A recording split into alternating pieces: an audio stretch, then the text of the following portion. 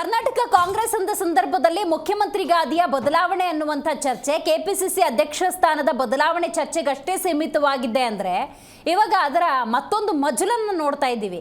ಈಗ ಸಿದ್ದರಾಮಯ್ಯನವರು ರಾಜಕೀಯಕ್ಕೆ ಬೇಕಾ ಬೇಡವಾ ಅನ್ನುವಂಥ ಮಟ್ಟಕ್ಕೆ ಇವತ್ತಿನ ಚರ್ಚೆ ಹೋಗಿದೆ ಅಂದರೆ ನಿಜಕ್ಕೂ ಕೂಡ ಆಶ್ಚರ್ಯ ಆಗುತ್ತೆ. ಇವತ್ತು ಕೋನರೆಡ್ಡಿ ಅವರು ಮಾತಾಡುವಾಗ ಹಲವು ವಿಚಾರಗಳನ್ನು ಪ್ರಸ್ತಾಪ ಮಾಡಿದ್ರು.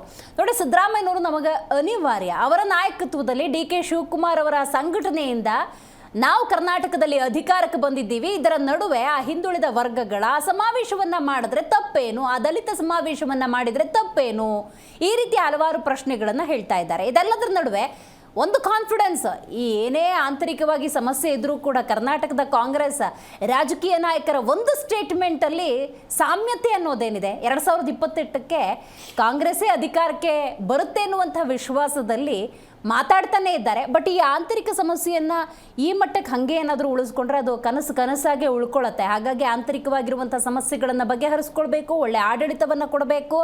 ಈಗ ಕೆಪಿಸಿಸಿ ಅಧ್ಯಕ್ಷ ಸ್ಥಾನದ ಬದಲಾವಣೆ ಅಂದರೆ ಆ ಕ್ಲಾರಿಟಿಯನ್ನು ಕೊಡಬೇಕು. ಮುಖ್ಯಮಂತ್ರಿ ಸ್ಥಾನದ ಬದಲಾವಣೆ ಆಗುತ್ತಾ ಇಲ್ವಾ ಅನ್ನುವಂಥ ಕ್ಲಾರಿಟಿಯನ್ನು ಹೈಕಮಾಂಡ್ ಕಡೆಯಿಂದನೇ ಕೊಡ್ತು ಅಂತ ಹೇಳಿದ್ರೆ ಎಲ್ಲ ಸಮಸ್ಯೆಗಳಿಗೆ ಇತಿಶ್ರೀ ಬರದ ಹಾಗೆ. ಆದರೆ ಅದು ಆಗ್ತಿಲ್ಲ ಅನ್ನೋದೇ ಸಮಸ್ಯೆ. ಈ ಬಗ್ಗೆ ಕೂಲಂಕುಷವಾಗಿ ಚರ್ಚೆಯನ್ನು ಮಾಡೋಣ. ನಾನು ದಿವ್ಯಶ್ರೀ.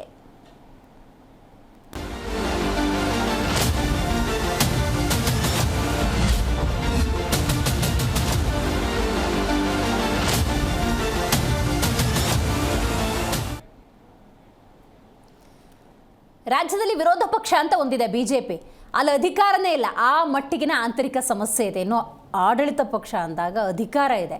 ಈ ಸಂದರ್ಭದಲ್ಲಿ ಗುದ್ದಾಟಗಳು ಕೊಂಚ ಹೆಚ್ಚಾಗೇ ನಡೀತಾ ಇದೆ.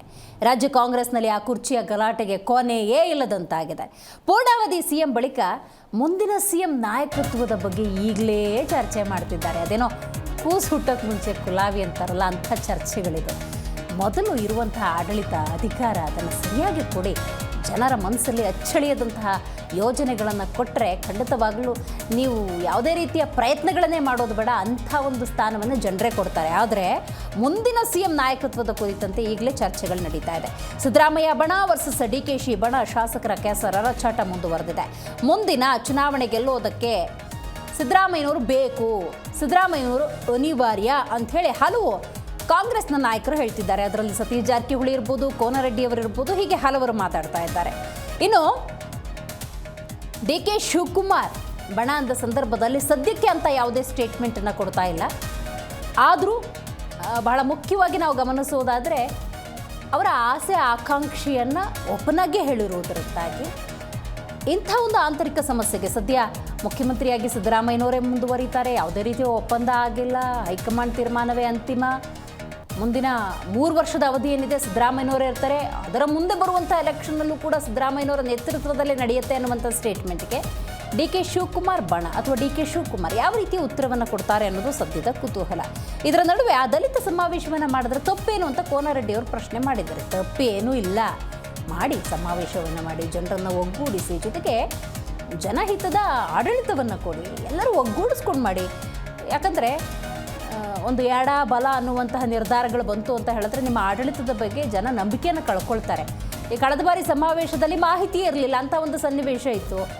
ಆಮೇಲೆ ಈ ಸತಿ ದಲಿತ ಸಮಾವೇಶ ಅಂದ ಸಂದರ್ಭದಲ್ಲಿ ಹೈಕಮಾಂಡೇ ಪೋಸ್ಟ್ಪೋನ್ ಮಾಡಿ ಅನ್ನುವಂತಹ ವಿಚಾರವನ್ನು ಪ್ರಸ್ತಾಪ ಮಾಡಿತು. ಸಮನ್ವಯತೆಯ ಕೊರತೆ ಆದರೆ ಇವೆಲ್ಲವೂ ಆಗ್ತವೆ. ಹಾಗಾಗಿ ರಾಜ್ಯ ಕಾಂಗ್ರೆಸ್ನ ನಾಯಕರು ಏನೇನು ಹೇಳಿದ್ದಾರೆ ಬನ್ನಿ ಒಂದ್ಸಲ ನೋಡ್ಕೊಂಬರೋಣ. ಮೇ 23ನೇ ತಾರೀಕು ಡೆಲ್ಲಿ ಅವರು ಒಂದು ಪ್ರೆಸ್ ನೋಟ್ ರಿಲೀಸ್ ಮಾಡಿದ್ದಾರೆ. 23ರಲ್ಲಿ ಡೇಟು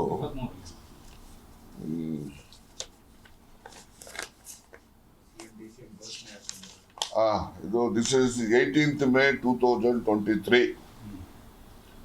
18th May 2023 ಅದು ಪ್ರೆಸ್ ಬ್ರೀಫಿಂಗಿಗೆ ಅವರು ಒಂದು ಸ್ಟೇಟ್ಮೆಂಟನ್ನು ರಿಲೀಸ್ ಮಾಡಿದ್ದಾರೆ. ಅವರು ಆ ರಿಲೀಸ್ ಮಾಡಿದ್ರಲ್ಲಿ ಏನಿದೆ ಅದನ್ನು ಅವ್ರ ಗಮನಕ್ಕೆ ತಂದಿದ್ದೀನಿ ಅಷ್ಟೇ. ನಾನೇನು ಹೊಸದಾಗಿ ಏನು ಹೇಳೋವಂಥದ್ದು ಏನಿದೆ. ಅವ್ರು ಪ್ರೆಸ್ ರಿಲೀಸ್ ಮಾಡಿದಾರಲ್ಲ, ಅಲ್ಲ ಅದು ಇದೆ, ಇನ್ನು ಎಲ್ಲ ಬೇರೆ ಬೇರೆ ಎಲ್ಲ ಬರೆದಿದ್ದಾರೆ. ಅದು ಒಂದು ನೀವು ಹೇಳಿದ್ದು ಒಂದು ಅಂಶ ಅದ್ರ ಇದೆ. ಅದು ಈ ಲೋಕಸಭೆನೋ ಅಥವಾ ಇನ್ನೊಂದು ಲೋಕಸಭೆಗ ಯಾವುದು ಅದು ಸ್ವಲ್ಪ ಕ್ಲಾರಿಫೈ ಮಾಡಿ ಅಂತ ಹೇಳ್ಬೋದು. ಅಲ್ಲಿ he will continue as president till the Lok Sabha elections are over ಅಂತ ಇದೆ. ಈಗ ಓವರ್ ಆಗಿ 1 ವರ್ಷ ಆಗ್ತಾ ಬಂತಲ್ಲ, ಅದಕ್ಕೆ ನನಗೆ ಅನುಮಾನ ಬಂತು ಈ ಎಲೆಕ್ಷನ್ ಇಟ್ಕೊಂಡು ಹೇಳಿದಾರೋ ಸ್ಟೇಟ್ಮೆಂಟ್ ಅಥವಾ ಇನ್ನೊಂದು ಪಾರ್ಲಿಮೆಂಟ್ ಎಲೆಕ್ಷನ್ ಇಟ್ಕೊಂಡು ಹೇಳಿದಾರೋ ಗೊತ್ತಿಲ್ಲ. So you clarify this issue ಅಂತ ಹೇಳಿ ಬಂದಿದ್ದೀವಿ. ನಾವೇ ಕಾನೂನು ಮಾಡ್ಬಿಟ್ಟು ನಾವೇ ಕಾನೂನು ಪಾಲಿಸೋದಿಲ್ಲ ಅಂತೇಳಿ ಇನ್ನೊಬ್ರು ಪಾಲಿಸಿ ಅಂತ ಹೇಳೋದಕ್ಕೆ ನಮಗೆ ನೈತಿಕತೆ ಇರುತ್ತೆ. 5 ವರ್ಷ ಮುಖ್ಯಮಂತ್ರಿಯಾಗಿ ಸಿದ್ದರಾಮಯ್ಯನವರೇ ಮುಂದುವರಿತಾರೆ ಅಂತ ಎಂ ಬಿ ಪಾಟೀಲ್ ಹೇಳಿದ್ದಾರೆ, ಪರಮೇಶ್ವರ್ ಹೇಳಿದ್ದಾರೆ, ಇನ್ನು ಭಾಳ ಮಾದೇವಪ್ಪನವ್ರು ಹೇಳಿದ್ದಾರೆ, ಎಲ್ಲರೂ ಹೇಳಿದಾರಲ್ಲ. ನಾನಿನ್ನೇನು ಹೇಳೋದು, ಅವ್ರು ಹೇಳಿರ್ತಕ್ಕಂಥದ್ದನ್ನು ನಿಜ ಅಂತ ನಾನು ನಂಬ್ಕೋತೀನಿ.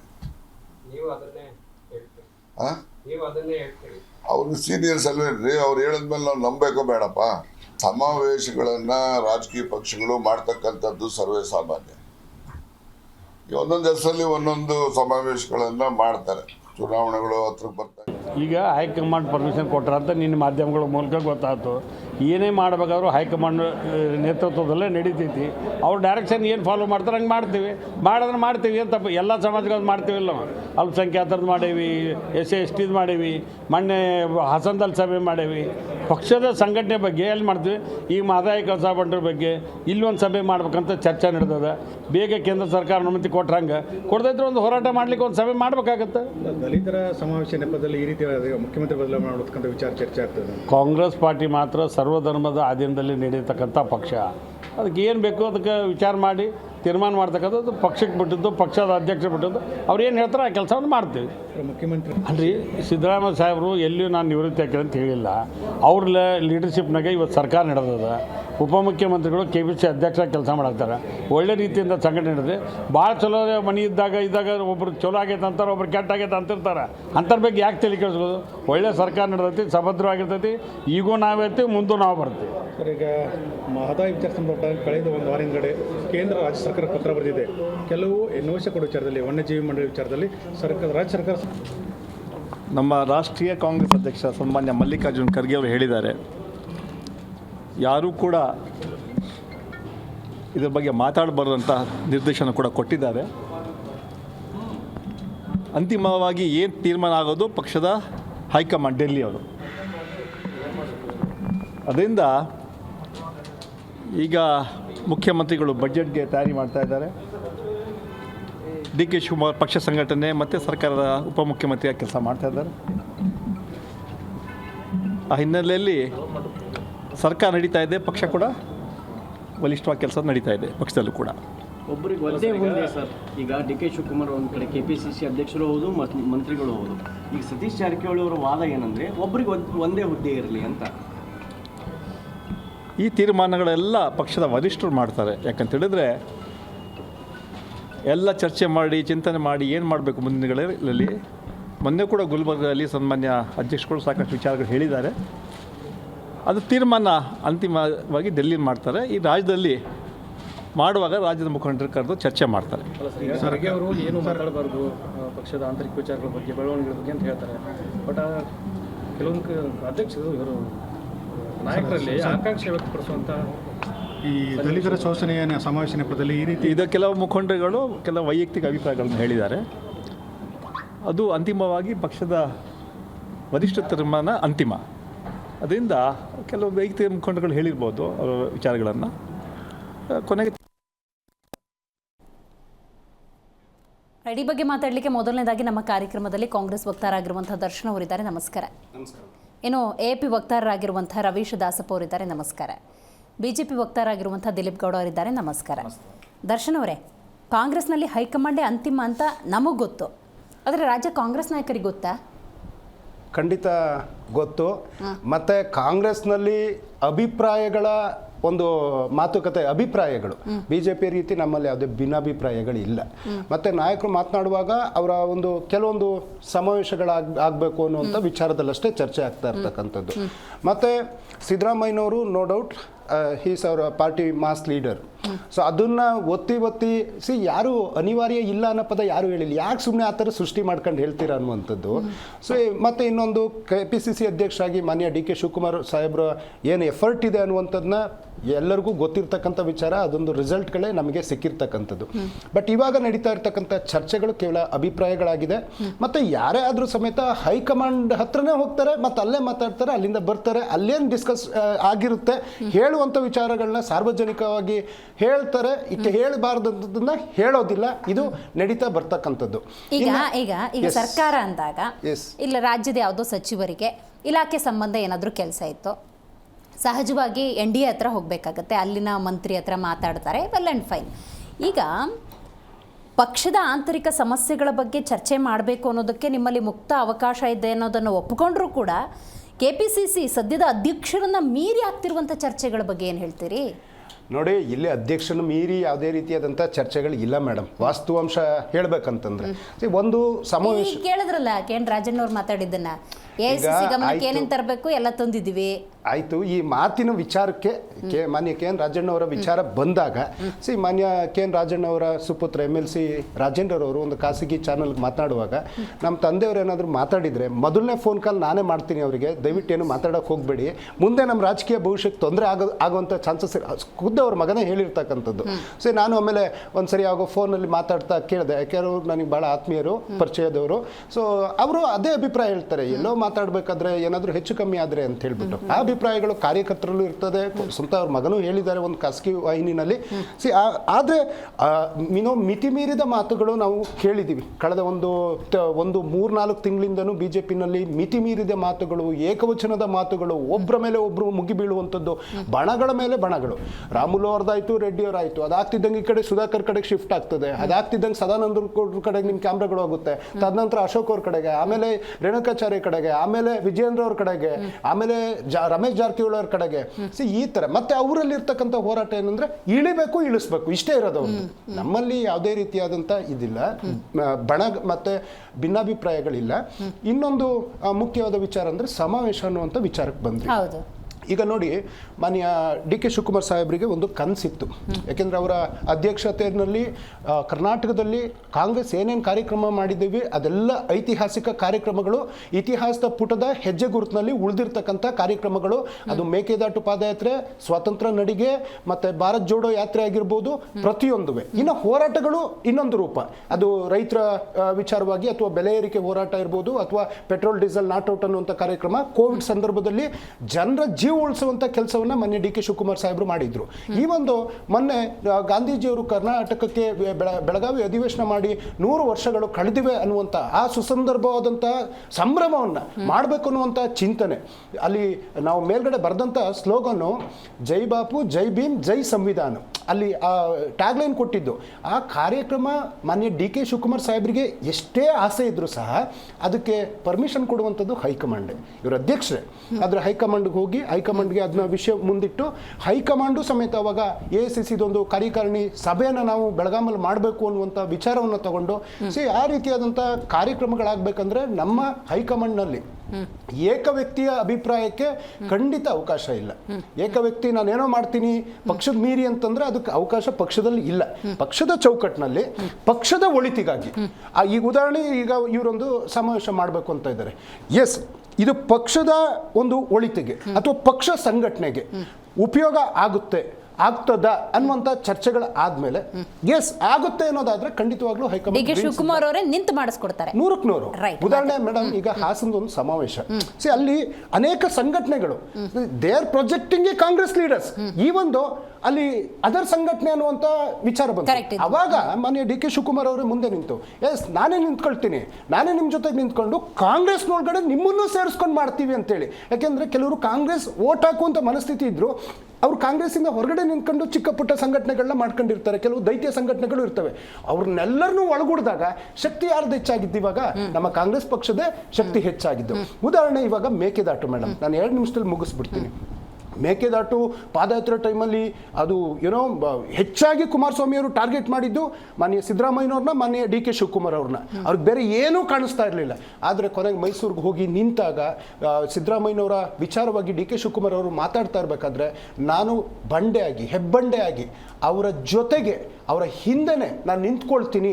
ಅದು ಅವರಲ್ಲಿರ್ತಕ್ಕಂಥ ಆತ್ಮೀಯವಾದಂಥ ಬಾಂಧವ್ಯ. ನಮ್ಮಲ್ಲಿ ಯಾವುದೇ ಭಿನ್ನಾಭಿಪ್ರಾಯ ಅಲ್ಲ, ಅಭಿಪ್ರಾಯಗಳಿದೆ. ಅಭಿಪ್ರಾಯಗಳು ಅದೊಂದು ರೇಖೆ ಮೀರಿ ಏನು ಹೋಗಿಲ್ಲ. ಸೊ ಹಂಗೇನಾದರೂ ಇತ್ತು ಅಂದ್ರೂ ಸಹ ಅದನ್ನು ಸರಿ ಮಾಡಲಿಕ್ಕೆ ನಮ್ಮವರೇ ACC ಅಧ್ಯಕ್ಷರು ಶ್ರೀ ಮಲ್ಲಿಕಾರ್ಜುನ ಖರ್ಗೆ ಸಾಹೇಬ್ರಿದ್ದಾರೆ. ಎಲ್ಲವೂ ಸರಿಯಾಗಿದೆ, ಎಲ್ಲವೂ ತಿಳಿಯಾಗ್ತದೆ. ರೈಟ್. ದಿಲೀಪ್ ಅವರ ನೀವು ಹೇಳಬೇಕು, CM ಗಾದಿ, KPCC ಅಧ್ಯಕ್ಷ ಸ್ಥಾನ, ಈ ಬದಲಾವಣೆ ಚರ್ಚೆಯನ್ನು ಮೀರಿ ಸಿದ್ದರಾಮಯ್ಯವರ ರಾಜಕೀಯ ನಿವೃತ್ತಿ ಮುಂದಿನ ಚುನಾವಣೆಗೆ ಅವರು ಅನಿವಾರ್ಯವಾ ಅಲ್ವಾ, ಈ ಮಟ್ಟಿಗೆ ಬಂದು ನಿಂತ್ಕೊಂಡ್ಬಿಟ್ಟಿದೆಯಲ್ಲ? ನೋಡಿ, is a clear fight between DK Shivakumar and Siddaramaiah. ನೇರವಾಗಿ ಗೊತ್ತಾಗ್ತಾ ಇದೆ. ಯಾಕೆ ಅಂತಂದ್ರೆ ಒಂದು ಬಣ ಸಿದ್ದರಾಮಯ್ಯನವ್ರ ಬಣ ಎಲ್ಲಿ DK ಶಿವಕುಮಾರ್ ಸ್ಥಾನವನ್ನು ಕೇಳ್ಬಿಡ್ತಾರೋ ಅಂತೇಳಿ ಅವರು ಸೆಟದ್ ನಿಂತ್ಕೊಂಡಿದ್ದಾರೆ, ವಿರುದ್ಧವಾಗಿ ಮಾತಾಡ್ಲಿಕ್ಕೆ ಸ್ಟಾರ್ಟ್ ಮಾಡಿದ್ದಾರೆ. ನಾನು ಸಹ KPCC ಅಧ್ಯಕ್ಷ ಸ್ಥಾನದ ಆಕಾಂಕ್ಷಿ, ನನಗೂ 2 ಸ್ಥಾನ ಕೊಡಿ, ಬೇಕಾದ್ರೆ ನಾನು ರಾಜೀನಾಮೆ ಕೊಟ್ಬಿಟ್ಟು ಬೇಕಾದ್ರೆ KPCC ಅಧ್ಯಕ್ಷ ಆಗಿರ್ತೀನಿ ಅಂತ ರಾಜಣ್ಣ ಅವ್ರು ಹೇಳ್ತಾರೆ. ಸತೀಶ್ ಜಾರಕಿಹೊಳಿ ಅವರು ಸಹ ಅವರು ರೆಡಿ ಇದ್ದಾರೆ, ನಾನು ಸಹ ಆಕಾಂಕ್ಷಿ, ನನಗೂ 2 ಸ್ಥಾನ ಕೊಡಿ, ನನ್ನನ್ನು KPCC ಅಧ್ಯಕ್ಷರು ಮಾಡಿ ಮತ್ತೆ 3 ವರ್ಷಕ್ಕೆ ನನ್ನನ್ನು ಮಿನಿಸ್ಟರ್ ಆಗಿ ಮಾಡಿ ಅಂತ ಕೇಳ್ತಿದ್ದಾರೆ.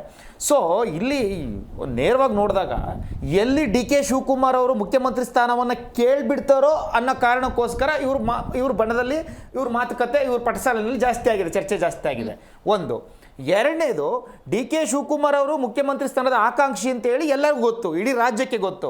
ಯಾವಾಗ ಮುಖ್ಯಮಂತ್ರಿಯಾಗಿ ಸಿದ್ದರಾಮಯ್ಯನವರು ಪ್ರಮಾಣ ವಚನ ಸ್ವೀಕಾರ ಮಾಡಿದ್ರು ಅವಾಗಲೇನೆ ಇಸ್ ಪ್ರೀ ಡಿಸೈಡೆಡ್ ಅಂತ ಇವ್ರ ಬಣದವರು ಹೇಳ್ಕೊಂಡ್ಬಂದಿದ್ದು. 2.5 ವರ್ಷ ಅಂತ ಹೇಳ್ಕೊಂಡ್ಬಂದಿದ್ದು. ಯಾವಾಗ MB ಪಾಟೀಲ್ ರವರು ವಿರುದ್ಧವಾಗಿ ಮಾತಾಡಕ್ಕೆ ಸ್ಟಾರ್ಟ್ ಮಾಡಿದಾಗ ಇದೇ DK ಸುರೇಶ್ MB ಪಾಟೀಲ್ ಮಾತಾಡಿದ್ರೆ ಸರಿ ಇರಲ್ಲ, ಬಾಯಿ ಮುಚ್ಕೊಂಡು ಸುಮ್ಮನೆ ಇರಬೇಕು ಅಂತ ವಿಧಾನಸೌಧದಲ್ಲಿ ನಾವೆಲ್ಲ ಹೇಳಿದ್ದ ಮೀಡಿಯಾದಲ್ಲೂ ಸಹ ನೋಡಿದ್ದೀವಿ. ಈಗ ಅವ್ರ ಹಿಂದೆ ಇದ್ದಂತ ಒಂದು ದೊಡ್ಡ ಮಹಾನ್ ಶಕ್ತಿ DK ಸುರೇಶ್.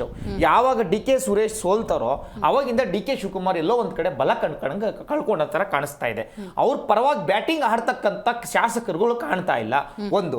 ಮತ್ತೆ DK ಶಿವಕುಮಾರ್ ವಿರುದ್ಧವಾಗಿ ರಣತಂತ್ರ ಮಾಡ್ತಾ ಇರ್ತಕ್ಕಂಥವ್ರು, ಷಡ್ಯಂತ್ರ ಮಾಡ್ತಾ ಇರ್ತಕ್ಕಂಥ ಸಂಖ್ಯೆ ಜಾಸ್ತಿ ಆಗಿದೆ ಅವ್ರ ಪಕ್ಷದಲ್ಲಿ. ನಮ್ಮ ವಕ್ತಾರರು ಹೇಳ್ತಾ ಇದ್ರು BJP-ನಲ್ಲಿ ಇದು ಜಾಸ್ತಿ ಆಗ್ಬಿಟ್ಟಿದೆ, ಮಾತುಕತೆ ಜಾಸ್ತಿ ಆಗ್ಬಿಟ್ಟಿದೆ. ಹೌದ್ರಿ, ನಮ್ಮದು ಜಾಸ್ತಿ ಆಗಿದೆ, ನಾನು ಇಲ್ಲ ಅಂತ ಹೇಳ್ತಾರ. ನಮ್ದು ರಾಜ್ಯಾಧ್ಯಕ್ಷ ಸ್ಥಾನದ ಎಲೆಕ್ಷನ್ ನಡೀತಾ ಇದೆ. ಎಲೆಕ್ಷನ್ ಒಂದು ಪರ್ಪಸ್ಗೋಸ್ಕರ ಎಲ್ಲರಿಗೂ ಆಸೆ ಇರುತ್ತೆ. ಯತ್ನಾಳ್ಗೂ ಆಸೆ ಇದೆ, ರಮೇಶ್ ಜಾರಕಿಹೊಳಿಗೂ ಆಸೆ ಇದೆ, ಸೋಮಣ್ಣವ್ರಿಗೂ ಆಸೆ ಇದೆ, ವಿಜೇಂದ್ರಗೂ ಆಸೆ ಇದೆ. ಎಲ್ಲೇ ಮೀರಿನೂ ಮಾತಾಡ್ತಾರೆ. ರಾಜ್ಯಾಧ್ಯಕ್ಷದ ಸ್ಥಾನದ ಆಕಾಂಕ್ಷಿಗಳಿದ್ದಾರೆ, 7ರಿಂದ 8 ಜನ ಆಕಾಂಕ್ಷಿಗಳಿದ್ದಾರೆ. ನಾವು ಪ್ರಜಾಪ್ರಭುತ್ವ ವ್ಯವಸ್ಥೆ ನಂಬಿಕೆ ಇಟ್ಕೊಂಡಿರ್ತಕ್ಕಂಥವ್ರು. ನಮ್ದು ಚುನಾವಣೆ ನಡೀತಾ ಇದೆ, ತಾಲೂಕು ಅಧ್ಯಕ್ಷ ಚುನಾವಣೆ ಆಗಿದೆ, ಜಿಲ್ಲಾಧ್ಯಕ್ಷ ಚುನಾವಣೆ ಆಗಿದೆ, ಈಗ ರಾಜ್ಯಾಧ್ಯಕ್ಷ ಚುನಾವಣೆ ಆಗಬೇಕು. ರಾಜ್ಯಾಧ್ಯಕ್ಷ ಚುನಾವಣೆಗೆ 5ರಿಂದ 6 ಜನ ಆಕಾಂಕ್ಷಿಗಳಿರೋದು ಸಹಜ, ಇರಬೇಕು, ಇದ್ರೆ ಒಳ್ಳೇದು. ಸೊ ಅದರಿಂದ ಈ ಒಂದು ಅವ್ರವ್ರ ಮಾತುಕತೆಯಲ್ಲಿ ಬರ್ತಾ ಇರ್ಬೋದು. ನಾವು ವಿರೋಧ ಪಕ್ಷದಲ್ಲಿ ನಿಂತ್ಕೊಂಡು ನಮ್ಮ ಒಂದು ಜವಾಬ್ದಾರಿಗಳನ್ನಂತೂ ಮರ್ತಿಲ್ವಲ್ಲ. ನಮ್ಮ ವಿರೋಧ ಪಕ್ಷದ ನಾಯಕರಾಗಿರ್ಬೋದು, ರಾಜ್ಯಾಧ್ಯಕ್ಷರಾಗಿರ್ಬೋದು, ನೀವು ಮಾಡ್ತಾ ಇರ್ತಕ್ಕಂಥ ಅನಾಚಾರಗಳು, ನೀವು ಮಾಡ್ತಿರ್ತಕ್ಕಂಥ ಭ್ರಷ್ಟಾಚಾರಗಳ ವಿರುದ್ಧವಾಗಿ ಪ್ರತಿನಿತ್ಯ ನಾವು ಹೋರಾಟ ಮಾಡ್ತಾ ಇದೀವಲ್ಲ. ನೀವು ಮೆಟ್ರೋ ರೇಟ್ ಇದ್ದಕ್ಕಿದ್ದಂಗೆ ಜಾಸ್ತಿ ಮಾಡಿಬಿಟ್ರಿ. ನೀವು ನೋಡಿದ್ದೀರಾ ಟ್ರಾಫಿಕ್ ಜಾಮ್ ಏನಾಗಿದೆ ಅಂತೇಳಿ, ಟ್ರಾಫಿಕ್ ವ್ಯವಸ್ಥೆ ನೋಡಿದ್ದೀರಾ? ಯಾವುದನ್ನೇ ಆಗಲಿ ವೈಜ್ಞಾನಿಕವಾಗಿ ಚರ್ಚೆ ಮಾಡಿ ಏನಾದರೂ ಮಾಡಬೇಕಾಗುತ್ತೆ. ಮೆಟ್ರೋ ರೇಟ್ ಜಾಸ್ತಿ ಮಾಡಿರೋದ್ರಿಂದ ಇವತ್ತು 20% ಟ್ರಾಫಿಕ್ ಜಾಮ್ ಜಾಸ್ತಿ ಆಗಿದೆ ಅಂತೇಳಿ ಒಂದು ರಿಪೋರ್ಟ್ ಬಂದಿದೆ. ಇನ್ನ ಇವರ ಒಂದು ಬಿಟ್ಕಾಯಿನ್ ಹಗರಣದಲ್ಲಿ ಇವರ ಒಬ್ಬ ಯುವ ನಾಯಕ ನಲಪಾಡು ಸಿಗಾಕೊಂಡಿದ್ದಾನೆ. ಸೊ ಇವ್ರು ಪ್ರತಿನಿತ್ಯ ಭ್ರಷ್ಟಾಚಾರಗಳು ಈಚೆಗೆ ಬರ್ತಾ ಇದ್ದಾವೆ. ನಾವು ಇವನ್ನ ಎಷ್ಟು ಅಂತ ನಾವು ಈಚೆಗೆ ತೆಗೆದು ತೋರಿಸ್ಬೇಕು, ಆ ಕೆಲಸವನ್ನ ಮಾಡ್ತಾ ಇದೀವಿ. ಇನ್ನು ಇವ್ರು ನೀರಿನ ದರ ಜಾಸ್ತಿ. ಒಂದು ಸಣ್ಣ ಪಾಸ್ ತಗೋಣ. ಈಗ ಸಿದ್ದರಾಮಯ್ಯನವರು DK ಶಿವಕುಮಾರ್ದು ಕ್ಲಿಯರ್ ಫೈಟ್ ಅಂತ ನೀವು ಹೆಂಗೆ ಹೇಳಿದ್ರು, ಹಂಗೇನೆ ನಿಮ್ಮ ಎಲ್ಲೇ ಮೀರಿ ಮಾತಾಡ್ತಿರುವಂತ ರಾಜ್ಯ BJP ನಾಯಕರದು ವಿಚ್ ಇಸ್ ವಿಸಿಬಲ್, ಆ ಕ್ಲಿಯರ್ ಫೈಟ್ ಕಾಣ್ತಾ ಇದೆ. ರಾಜ್ಯಾಧ್ಯಕ್ಷ ಆಗಿ ವಿಜೇಂದ್ರ ಅವರು ಇದ್ದಾರೆ. ಸೊ ಫೈಟ್ ಇರಬಹುದು, ಇಲ್ಲ ಅಂತ ಹೇಳ್ತಾ ಇಲ್ಲ. ಬಸವನಗೌಡ ಪಾಟೀಲ್ ತಿಳ್ಕೊಂಡ್ ಮಾಡಿ ಅಲ್ಲ ಬಸವನಗೌಡ ಯಾಕೆ ಅದು ಇವಾಗಲೇ ಚರ್ಚೆಗೆ ಬರ್ತಾ ಇದೆ. ಈ ಎಲೆಕ್ಷನ್ ಇದೆ, ಎಲೆಕ್ಷನ್ ನಡೀತಾ ಇದೆ, ಅದರಿಂದ ಆ ಎಲೆಕ್ಷನ್ಗೋಸ್ಕರ ಚರ್ಚೆ ಆಗ್ತಾ ಇದೆ ಹೊರತು ಎಲೆಕ್ಷನ್ ಇಲ್ಲ ಚರ್ಚೆನೇ ಬರ್ತಿರ್ಲಿಲ್ಲ. 2019ರಿಂದ ಸುಮ್ಮನಿದ್ರು ನಮ್ಮ ಬಸವನಗೌಡ ಪಾಟೀಲ್ ಯತ್ನಾಳ್ ಒಬ್ಬರೇ ಇದ್ರು, ಒಂಟಿ ಸಲಗದ ಹೋರಾಟ ಅಂತಿತ್ತು. ಈಗ ಅವ್ರ ಜೊತೆಗೆ ಒಂದು 11 ಜನ ಸೇರ್ಕೊಂಡಿದ್ದಾರೆ. ಹೈಕಮಾಂಡ್ ಹತ್ರ ಹೋಗ್ತಾರೆ, ಮಾತುಕತೆ ನಡೆಸ್ತಾರೆ. ಹೈಕಮಾಂಡ್ ಹೋಗಿದ್ದಾರೆ, ಮಾತುಕತೆ ನಡೆಸಿದ್ದಾರೆ ಅಂತಕ್ಕಂಥದ್ದು ನಿಮ್ಗೆ ಗೊತ್ತಿದೆ. ಹೈಕಮಾಂಡ್ ಒಳಗಡೆ ಬಿಡ್ಕೊಂಡ್ರ ಏನು ಅಂತಕ್ಕಂಥದ್ದು ನಿಮಗೆ ಅರ್ಥ ಆಗಿದೆ ಅಂತ ಅನ್ಕೋತೀನಿ. ಸೊ ಮಾತಾಡ್ತಿದ್ದಾರೆ, ನಾವು ಈಗ ಮಾತಾಡ್ತಾ ಇಲ್ಲ ಅಂತ ಹೇಳ್ತಾ ಇಲ್ಲ. ಅವರಿಗೆ ಶೋಕಾಸ್ ನೋಟಿಸ್ ಕೊಟ್ಟಿದ್ದಾರೆ, ಶೋಕಾಸ್ ನೋಟಿಸ್ ಅವ್ರು ಉತ್ತರ ಕೊಡಲಿಲ್ಲ ಅಂದ್ರೆ ಅವ್ರು ಏನ್ ಮಾಡ್ಬೇಕು, ಪಾರ್ಟಿಯಿಂದ ಶಿಸ್ತು ಕ್ರಮ ಕೈಗೊಳ್ತಾರೆ. ಅದಕ್ಕೆ ಆ ಕೆಲಸ ಏನ್ ಮಾಡ್ಬೇಕು ಅಂತಕ್ಕಂತ ಆಗುತ್ತೆ. ಸೊ ನಾವು ನಿರಂತರವಾಗಿ ಏನೇ ನಮ್ಮಲ್ಲಿ ಒಳ ಜಗಳ ಸಣ್ಣ ಪುಟ್ಟ ಇದ್ರೂ ಸಹ ನಮ್ಮ ಒಂದು ಪರಿಧಿಯನ್ನ ಮೀರಿ, ನಮ್ಮ ಜವಾಬ್ದಾರಿಗಳನ್ನ ಮೀರಿ, ನಮ್ಮ ಕೆಲಸ ವಿರೋಧ ಪಕ್ಷದ ಕೆಲಸ ಏನು, we are like a watching dog. ನಾವು ಮಾಡ್ತಾ ಇರ್ತಕ್ಕಂಥದ್ದು ಆಡಳಿತ ಪಕ್ಷದಲ್ಲಿ ಇರ್ತಕ್ಕಂಥ ಅವ್ರು ಮಾಡ್ತಾ ಇರ್ತಕ್ಕಂಥ ಭ್ರಷ್ಟಾಚಾರಗಳನ್ನ, ಅಭಿವೃದ್ಧಿ ಶೂನ್ಯವನ್ನ, ಬೆಲೆ ಏರಿಕೆಯನ್ನ ಇದು ವಿರುದ್ಧವಾಗಿ ಹೋರಾಟ ಮಾಡಬೇಕು. ಅದನ್ನ ಪ್ರತಿನಿತ್ಯ ಮಾಡ್ತಾ ಇದ್ದೀವಿ. ಇದನ್ನ ಯಾವುದೇ ಕಾರಣಕ್ಕೂ ಯಾವ ನಮ್ಮಲ್ಲಿ ಏನೇ ಒಳಜಗಳಗಳು ಏನೋ ಭಿನ್ನಾಭಿಪ್ರಾಯಗಳು ಇದ್ರೂ ಸಹ ನಮ್ಮಲ್ಲಿರ್ತಕ್ಕಂಥ ಜವಾಬ್ದಾರಿ ಇರ್ತಕ್ಕಂಥ ರಾಜ್ಯಾಧ್ಯಕ್ಷರಾಗಿರ್ಬೋದು, ವಿರೋಧ ಪಕ್ಷದ ನಾಯಕರು ಇಬ್ರು, ಮೇಲ್ಮನೆ ಕೆಳಮನೆ ಇಬ್ರು, 3 ಜನ ಸೇರ್ಕೊಂಡು ನಾವು ವಿರೋಧ ಪಕ್ಷದ ನಾಯಕರುಗಳು ನಮ್ಮ ಜವಾಬ್ದಾರಿಯನ್ನ ಯಾವುದೇ ಕಾರಣಕ್ಕೂ ಇದುವರೆಗೂ ಸಹ ನಿಲ್ಲಿಸಿಲ್ಲ. ನಾವು ಹೋರಾಟ ಮಾಡಿದ್ರಿಂದಲೇ ಇವರು ಇಷ್ಟು ಭ್ರಷ್ಟಾಚಾರಗಳು ಈಚೆಗೆ ಬಂದಿದ್ದಾವೆ. ರೈಟ್ ರವೀಶ್ ಅವರೇ, ಇವ್ರು ನೋಡ್ರಿ ಜನಪ್ರತಿನಿಧಿಗಳು ನೋಡಿ, ಇವ್ರು ಜನಸೇವೆ ಮಾಡ್ತಿದ್ದಾರೆ. ಈ ಥರದ ಭಾವನೆನೇ ಬರಲ್ಲ. ಸದ್ಯದ ಕಾಂಗ್ರೆಸ್ನ ಸ್ಥಿತಿ ನೋಡಿದ್ರು, BJP ಸ್ಥಿತಿ ನೋಡಿದ್ರು. ಮೇಡಮ್, ಇದು ಏನಂದರೆ ಕಾಂಗ್ರೆಸ್ 5 ಪಂಚ ಗ್ಯಾರಂಟಿಗಳನ್ನ ಏನು ಘೋಷಣೆ ಮಾಡಿತ್ತಲ್ಲ, ಇನ್ನೊಂದು ಗ್ಯಾರಂಟಿ ಕೊಡೋದನ್ನ ಮರ್ತ್ಬಿಟ್ಟಿದೆ. ಅದು ಆಂತರಿಕ ಕಚ್ಚಾಟ ಉಚಿತ ಮನೋರಂಜನೆ ಗ್ಯಾರಂಟಿ ಅಂತ ಒಂದು ರಾಜ್ಯದ ಜನತೆಗೆ ಕೊಡೋದನ್ನ ಮರ್ತ್ಬಿಟ್ಟಿದ್ರು ಅವರು. ಏನಾಗಿದೆ ಅಂದರೆ, ಯತ್ನಾಳ್ ಅವ್ರ ಸ್ಥಾನನ ಈಗ ಮಾನ್ಯ ರಾಜಣ್ಣ ಅವ್ರ ಸ್ಥಾನ ತುಂಬ್ತಾ ಇದ್ದಾರೆ. ಅಲ್ಲಿ BJP-ನಲ್ಲಿ ಯತ್ನಾಳ್ ಅವರು ಹೆಂಗೆ ರೆಬೆಲ್ ಆಗಿದ್ರು, ಈಗ ರಾಜಣ್ಣ ಅವರು ರೆಬೆಲ್ ಆಗಿದ್ದಾರೆ. ಇವ್ರು ರಾಜಣ್ಣ ಅವ್ರಿಗೆ ಏನಂದ್ರೆ ಹಿಂಗಾದ್ರೂ ಮಾಡಿ BK ಹರಿಪ್ರಸಾದ್ ಅವ್ರನ್ನ ಹೆಂಗೋ ತಣ್ಣಗ್ ಮಾಡಿದ್ರು. ಹರಿಪ್ರಸಾದ್ ಅವರು ಒಂಟಿ ಆಗ್ಬಿಟ್ಟಿದ್ರು, ಏನ್ ಮಾಡಕ್ಕಾಗಿಲ್ಲ. ಅವರು ಒಬ್ಬರೇ ಸ್ಟ್ರಾಂಗ್ ನೋಟಿಸ್ ಬಂದಿತ್ತು ಅವರಿಗೆ. ಆದ್ರೂ ಇವ್ರದೇನು ಇವ್ರು ತಂಡ ಮಾಡ್ಕೊಂಡ್ಬಿಟ್ರು. ಹೆಂಗೆ ಯತ್ನಾಳ್ ಅವರು ಒಂದು ತಂಡ ಮಾಡ್ಕೊಂಡಿದ್ರಲ್ಲ ಕಳೆದ ಒಂದು ವಾರ 15 ದಿವಸದಿಂದ, ಅದೇ ತರ ಈಗ ರಾಜಣ್ಣ ಮತ್ತೆ ಜಾರಕಿಹೊಳಿ ಅವರು ಒಂದು ತಂಡ ಮಾಡ್ಕೊಂಡ್ಬಿಟ್ಟಿದ್ದಾರೆ.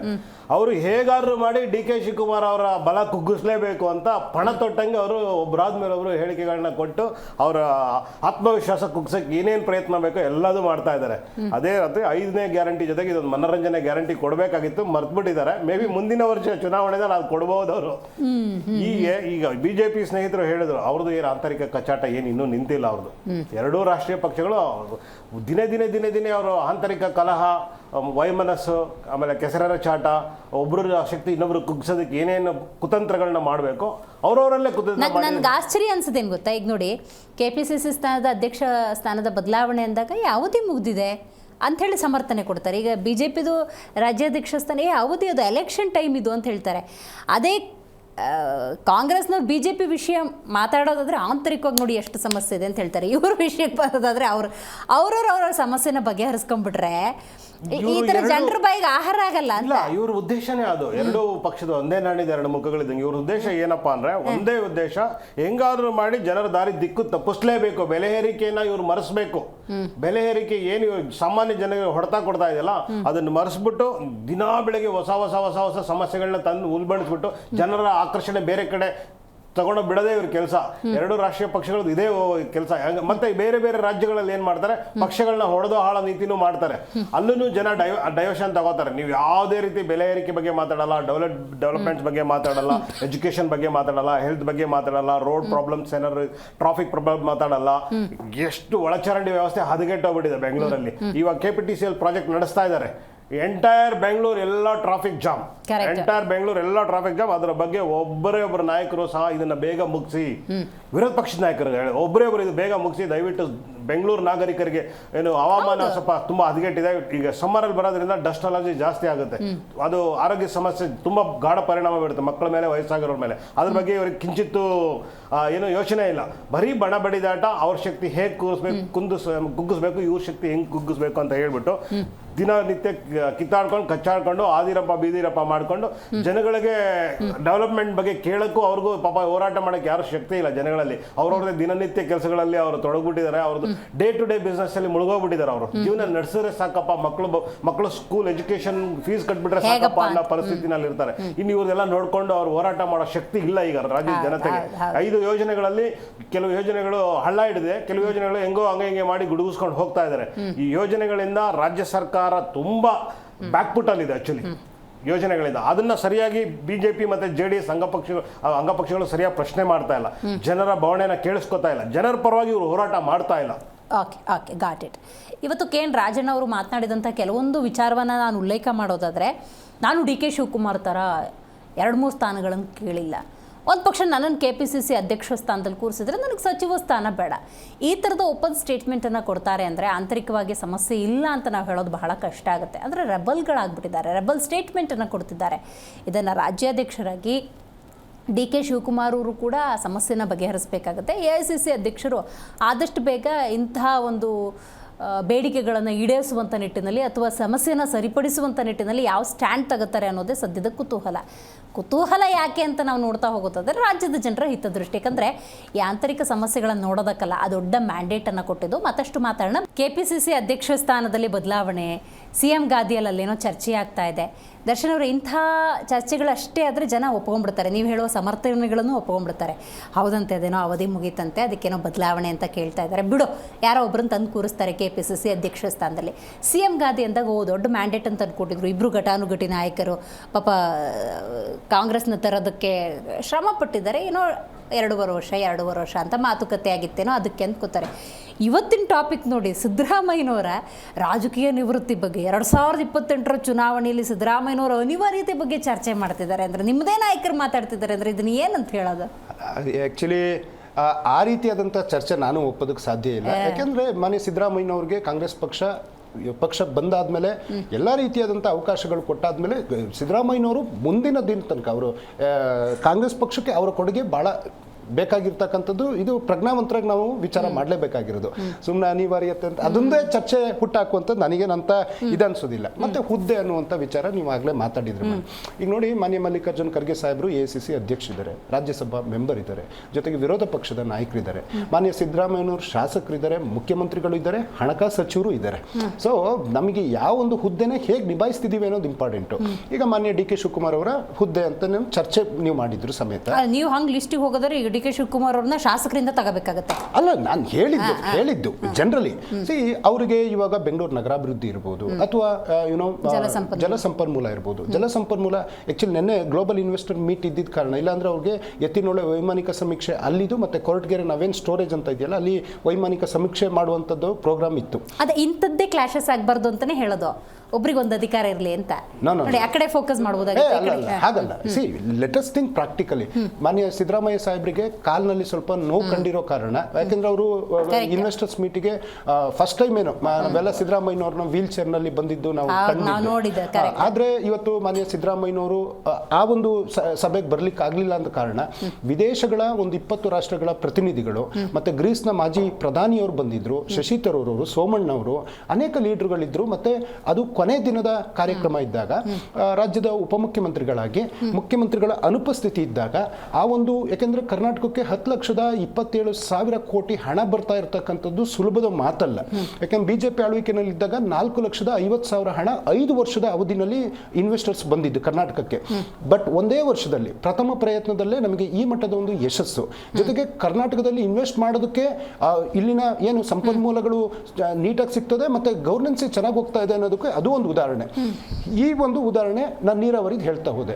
ಇವತ್ತು ಎತ್ತಿನೊಳೆ ಪ್ರಾಜೆಕ್ಟ್ ಆಗಿರ್ಬೋದು, ಅಥವಾ ಬೆಂಗಳೂರಿಗೆ ಕುಡಿಯೋ ನೀರಿಗೆ 50 ಲಕ್ಷ ಜನರಿಗೆ ನೀರು ತಲುಪಿಸುವಂತ ಕೆಲಸವನ್ನ ಅವರು ಪಣ ತೊಟ್ಟಿರೋದಿರ್ಬೋದು.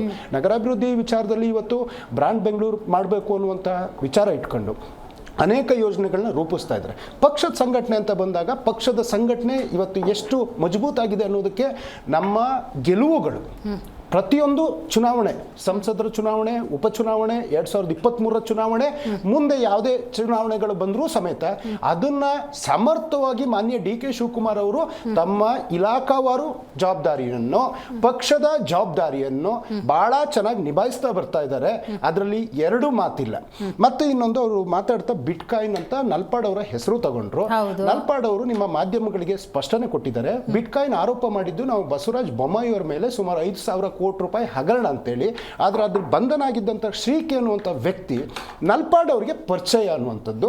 ಅವ್ರು ಹೇಳಿದ್ರು, ಕರೆದಿದ್ರು, ಒಂದಿನ ಮೊದಲೇ ಹೋದ್ರು, ನನ್ನ ಅಕೌಂಟ್ ಚೆಕ್ ಮಾಡಿ. ಒಂದು ಫ್ರೆಂಡ್ ಅಂತ, ಈಗ ನನಗೆ ಯಾರೋ ಫ್ರೆಂಡ್ ಇರ್ತಾನೆ, ಈಗೇನೋ ಒಂದು ಕೆಲಸ ಮಾಡಿ ಬಂದ್ರೆ ಸ್ನೇಹಿತ ಒಬ್ನಿಗೆ ಶತ್ರು ಅಂತ ನೀವು ಹೇಳೋದು. ಅಲ್ಲಲ್ಲ, ನಾನು ಭಾಗ್ಯ ಅಲ್ಲ ಮೇಡಮ್. ಅಲ್ಲಲ್ಲ, ಅಂದ್ರೆ ಆತರ ಅಂತ ಕಾಂಟೆಕ್ಸ್ಟ್. ಈಗ ನಲ್ಪಾಡ್ ಅವರಿಗೆ ಸ್ನೇಹಿತರಾಗಿರ್ಬೋದು ಶ್ರೀಕಿ, ಅಥವಾ ಮತ್ತೆ ಇನ್ನೊಬ್ಬರಿಗೆ ಹ್ಯಾಕರ್ ಆಗಿರ್ಬೋದು ಅಂತನ. ಅಲ್ಲ, ಅದು ನನಗೆ ಗೊತ್ತಿಲ್ಲ. ಅದು ಇವತ್ತು ಏನು CID ನಲ್ಲಿ ಅದ್ರ ತನಿಖೆ ನಡೀತಾ ಇದೆ, SIT ನಲ್ಲಿ ತನಿಖೆ ಇದೆ. ಸತ್ಯಾಸತ್ಯತೆ ನಾವು ಒಂದು ಆರೋಪ ಮಾಡಿದ್ವಿ, ಅದು ಬಹಿರಂಗಗೊಳ್ಳಿ. ಅನಾವಶ್ಯಕ ಒಂದು ಈಗ ನನಗೆ ಯಾರೋ ಪರಿಚಯ ಇದ್ದಾನೆ ಏನಾದ್ರು ಹೆಚ್ಚು ಕಮ್ಮಿ ಮಾಡಿ ಬಂದಂದ್ರೆ ಖಂಡಿತ ನಾನು ಕರೀತಾರೆ. ಕರೆಕ್ಟ್. ಅವ್ರು ಮಾಡಿರೋದಕ್ಕೂ ನನ್ನ ತಲೆ ಮೇಲೆ ನಾನೇ ಕೂತ್ಕೊಳ್ಳೋಕ್ಕಾಗ್ತದೆ, ಕ್ಲಾರಿಫಿಕೇಶನ್ ನಾನು ಕೊಡುವಂಥದ್ದು, ಅದನ್ನ ಮಾಡಿ ಬಂದಿರತಕ್ಕಂಥದ್ದು. ಮೇಡಮ್, ಇವತ್ತು ನಮ್ಮ ಕಾಂಗ್ರೆಸ್ ಪಕ್ಷ ಯಾವ ಥರ ಸಾಕ್ತಾ ಆಗ್ತಾ ಇದೆ ಅಂತಂದ್ರೆ ನಾವು ಇತಿಹಾಸದ ಆಳಕ್ಕೆ ಹೋದ್ರೂ ಸಮೇತ 1989ನಲ್ಲಿ ವೀರೇಂದ್ರ ಪಾಟೀಲ್ ಅವರ ಅಧ್ಯಕ್ಷತೆಯಲ್ಲಿ ಅವರು ಮುಖ್ಯಮಂತ್ರಿ ಆದಂಥ ಸಂದರ್ಭದಲ್ಲಿ ಕಾಂಗ್ರೆಸ್ಗೆ 178 ಸೀಟ್ಗಳು ಬಂದಿತ್ತು. ತದನಂತರ ರಾಜಕೀಯ ಬೆಳವಣಿಗೆಗಳಲ್ಲಿ ಯಾಕೆಂದ್ರೆ ನಾವು SM ಕೃಷ್ಣ ಅವರ ಕಾಲದಲ್ಲೂ ಸಮೇತ we got A good majority. ಈ ಒಂದು ಅಲ್ಲಿ ಜನತಾದಳ ಅನ್ನೋದು ಸ್ಪ್ಲಿಟ್ ಆಗಿರ್ತದೆ. ಜನತಾದಳ ಅವರು ಪಂಚಜನ್ಯ ಮಾನ್ಯ DK ಶಿವಕುಮಾರ್ ಅವರ ನೇತೃತ್ವದಲ್ಲೇ SM ಕೃಷ್ಣ ಅವರು ಚುನಾವಣೆ ಎದುರಿಸಿ ವಿ ಗಾಟ್ ಎ ಮೆಜಾರಿಟಿ. ಅದಾಗಿ SM ಕೃಷ್ಣ ಅವರು ಬೆಂಗಳೂರನ್ನ ಇವತ್ತು ಬ್ರಾಂಡ್ ಮಾಡಿದ್ದಾರೆ. ಬಟ್ ಅವರ ಸೋಲಾಗ್ತದೆ, ಕನಿಷ್ಠ ಸಂಖ್ಯೆಗೆ ನಾವು ಹೋಗಿ ತಲುಪ್ತೀವಿ. ತದನಂತರ ಮಾನ್ಯ ಸಿದ್ದರಾಮಯ್ಯವರೆಲ್ಲ ನಮ್ಮ ಪಕ್ಷಕ್ಕೆ ಸೇರಿದ್ರೂ ಸಮೇತ 2008ರಲ್ಲಿ ನಮಗೆ ಮೆಜಾರಿಟಿ ಬಂದಿಲ್ಲ. 2013ಕ್ಕೆ ನಾವು ಬಂದರೂ ಸಮೇತ ರಾಜಕೀಯ ರಿಯಲ್ ವಿಶ್ಲೇಷಣೆ ಇದು. 13ರಲ್ಲಿ ಏನಾಗ್ತದೆ, KJP ಆಗ್ತದೆ, BSR ಕಾಂಗ್ರೆಸ್ ಅಂತ ರಾಜಕೀಯವಾಗಿ ಸ್ಪ್ಲಿಟ್ ಆಗ್ತಾ ಹೋದಾಗ yes definitely we got one opportunity. ತದನಂತರ ನಾವು 170 ಭರವಸೆ ಈಡೇರಿಸಿ ಮಾನ್ಯ ಸಿದ್ದರಾಮಯ್ಯನವ್ರ ನೇತೃತ್ವದಲ್ಲಿ ಚುನಾವಣೆಗೆ ಹೋಗ್ತೀವಲ್ಲ. ಮಾನ್ಯ KPCC ಅಂದಿನ ಅಧ್ಯಕ್ಷರು ಡಾಕ್ಟರ್ G ಪರಮೇಶ್ವರ್ ಸಾಹೇಬ್ರು ಇರ್ತಾರೆ, ಅವ್ರ ನೇತೃತ್ವದಲ್ಲಿ ಹೋದ್ರೂ ಸಮೇತ ನಮಗೆ 18 ಚುನಾವಣೆ ಸೋಲಾಗ್ತದೆ. ಆದರೆ ಒಂದು ಲಾರ್ಜೆಸ್ಟ್ ನಂಬರ್ ಅಂತ ನಮಗೆ 89 ಆದಮೇಲೆ ಯಾಕೆಂದ್ರೆ ರಾಜಕೀಯ ಗೊಂದಲಗಳು ಇರಲಿಲ್ಲ. ಈ ಬಾರಿ ಚುನಾವಣೆ ಆಗ್ಬೇಕಾದ್ರೆ ಮಾಮೂಲಿ BJP ಅವ್ರ ಪಾಡಿಗೆ, ಮತ್ತೆ ಯಾವುದು ಹೊಸ ಪಕ್ಷಗಳಂತೂ ಇರಲಿಲ್ಲ. ಆಮೇಲೆ ಇವರು BJP ಅವ್ರ ಪಾಡಿಗೆ ಅವರು ಹೋದ್ರು. ಈ ಒಂದು ಕಾಂಗ್ರೆಸ್ ಆ ಒಂದು ವಿರೋಧ ಪಕ್ಷದ ಹೋರಾಟಗಳು DK ಶಿವಕುಮಾರ್ ಅವರ ನೇತೃತ್ವದಲ್ಲಿ ಮತ್ತೆ ಮಾನ್ಯ ಸಿದ್ದರಾಮಯ್ಯನವರ ಜೊತೆಗೂಡಿ ನಮಗೆ ಇವತ್ತು ಸಿಕ್ಕಿರ್ತಕ್ಕಂಥದ್ದು 36, ಮತ್ತೆ 3 ಬೈ ಎಲೆಕ್ಷನ್ ವಿನ್ನು, ಮತ್ತೆ ಸಂಸತ್ ಚುನಾವಣೆಯಲ್ಲಿ 1ರಿಂದ 9 ಗೆದ್ದಿರ್ತಕ್ಕಂಥದ್ದು.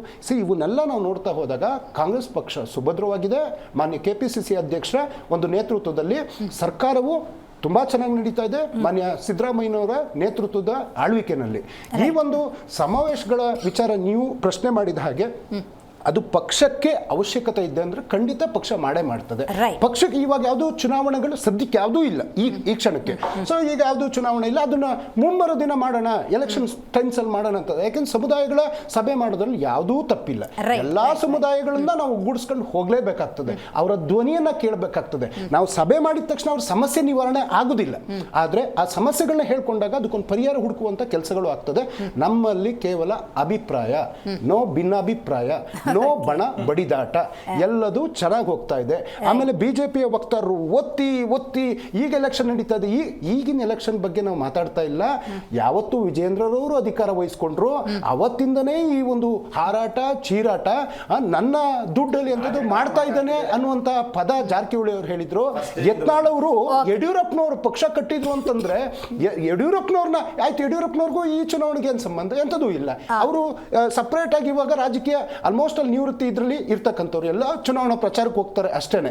ಆದ್ರೆ ಇವರ ಒಂದು ಹಾದಿ ಬೀದಿಯ ಹೊಡೆದಾಟ, ಆ ಮಾತುಗಳು, ವಾಗ್ಯುದ್ಧಗಳು, ಎದುರುಗಡೆ ಸಿಕ್ಕಿರೋದು ಏನೋ ಗೊತ್ತಿಲ್ಲ. ಇಬ್ರಿಗೊಬ್ರು ಮುಖ ತೋರಿಸೋದು. ನಮ್ಮ ನಾಯಕರು ಸಚಿವ ಸಂಪುಟ ಸಭೆಯಲ್ಲೂ ಜೊತೆಗಿರ್ತಾರೆ, CLP-ನಲ್ಲೂ ಜೊತೆಗಿರ್ತಾರೆ, ಮತ್ತೆ ಯಾವುದೋ ಕಾರ್ಯಕ್ರಮಗಳಾದಾಗ್ಲೂ ಜೊತೆಗಿರ್ತಾರೆ, ಗ್ಲೋಬಲ್ ಇನ್ವೆಸ್ಟ್ಮೆಂಟ್ ಆದಾಗ್ಲೂ ಎಲ್ಲಾ ಸಚಿವರು ಬಂದು ಎಲ್ಲರೂ ಮುಕ್ತವಾಗಿರ್ತಕ್ಕಂಥವ್ರು. ಸೊ ನಮ್ಮಲ್ಲಿ ಯಾವುದೇ ಒಂದು ಬಣ ಬಡಿದಾಟ ಇಲ್ಲ ಮೇಡಮ್. ಸಮಾವೇಶ ಮಾಡಲಿ ತಪ್ಪಿಲ್ಲ, ಆದರೆ ಸಮಾವೇಶವನ್ನು ಹೆಂಗೆ ಮಾಡ್ತಾರೆ ಅನ್ನೋದು ಬಹಳ ಇಂಪಾರ್ಟೆಂಟ್. ಇದೇ ದಲಿತ ಸಮಾವೇಶಕ್ಕೆ ಬ್ರೇಕ್ ಹಾಕಿದಂಥ ಸಿಚುವೇಶನ್ ಅನ್ನು ನಾವು ನೋಡಿದ್ದೀವಿ.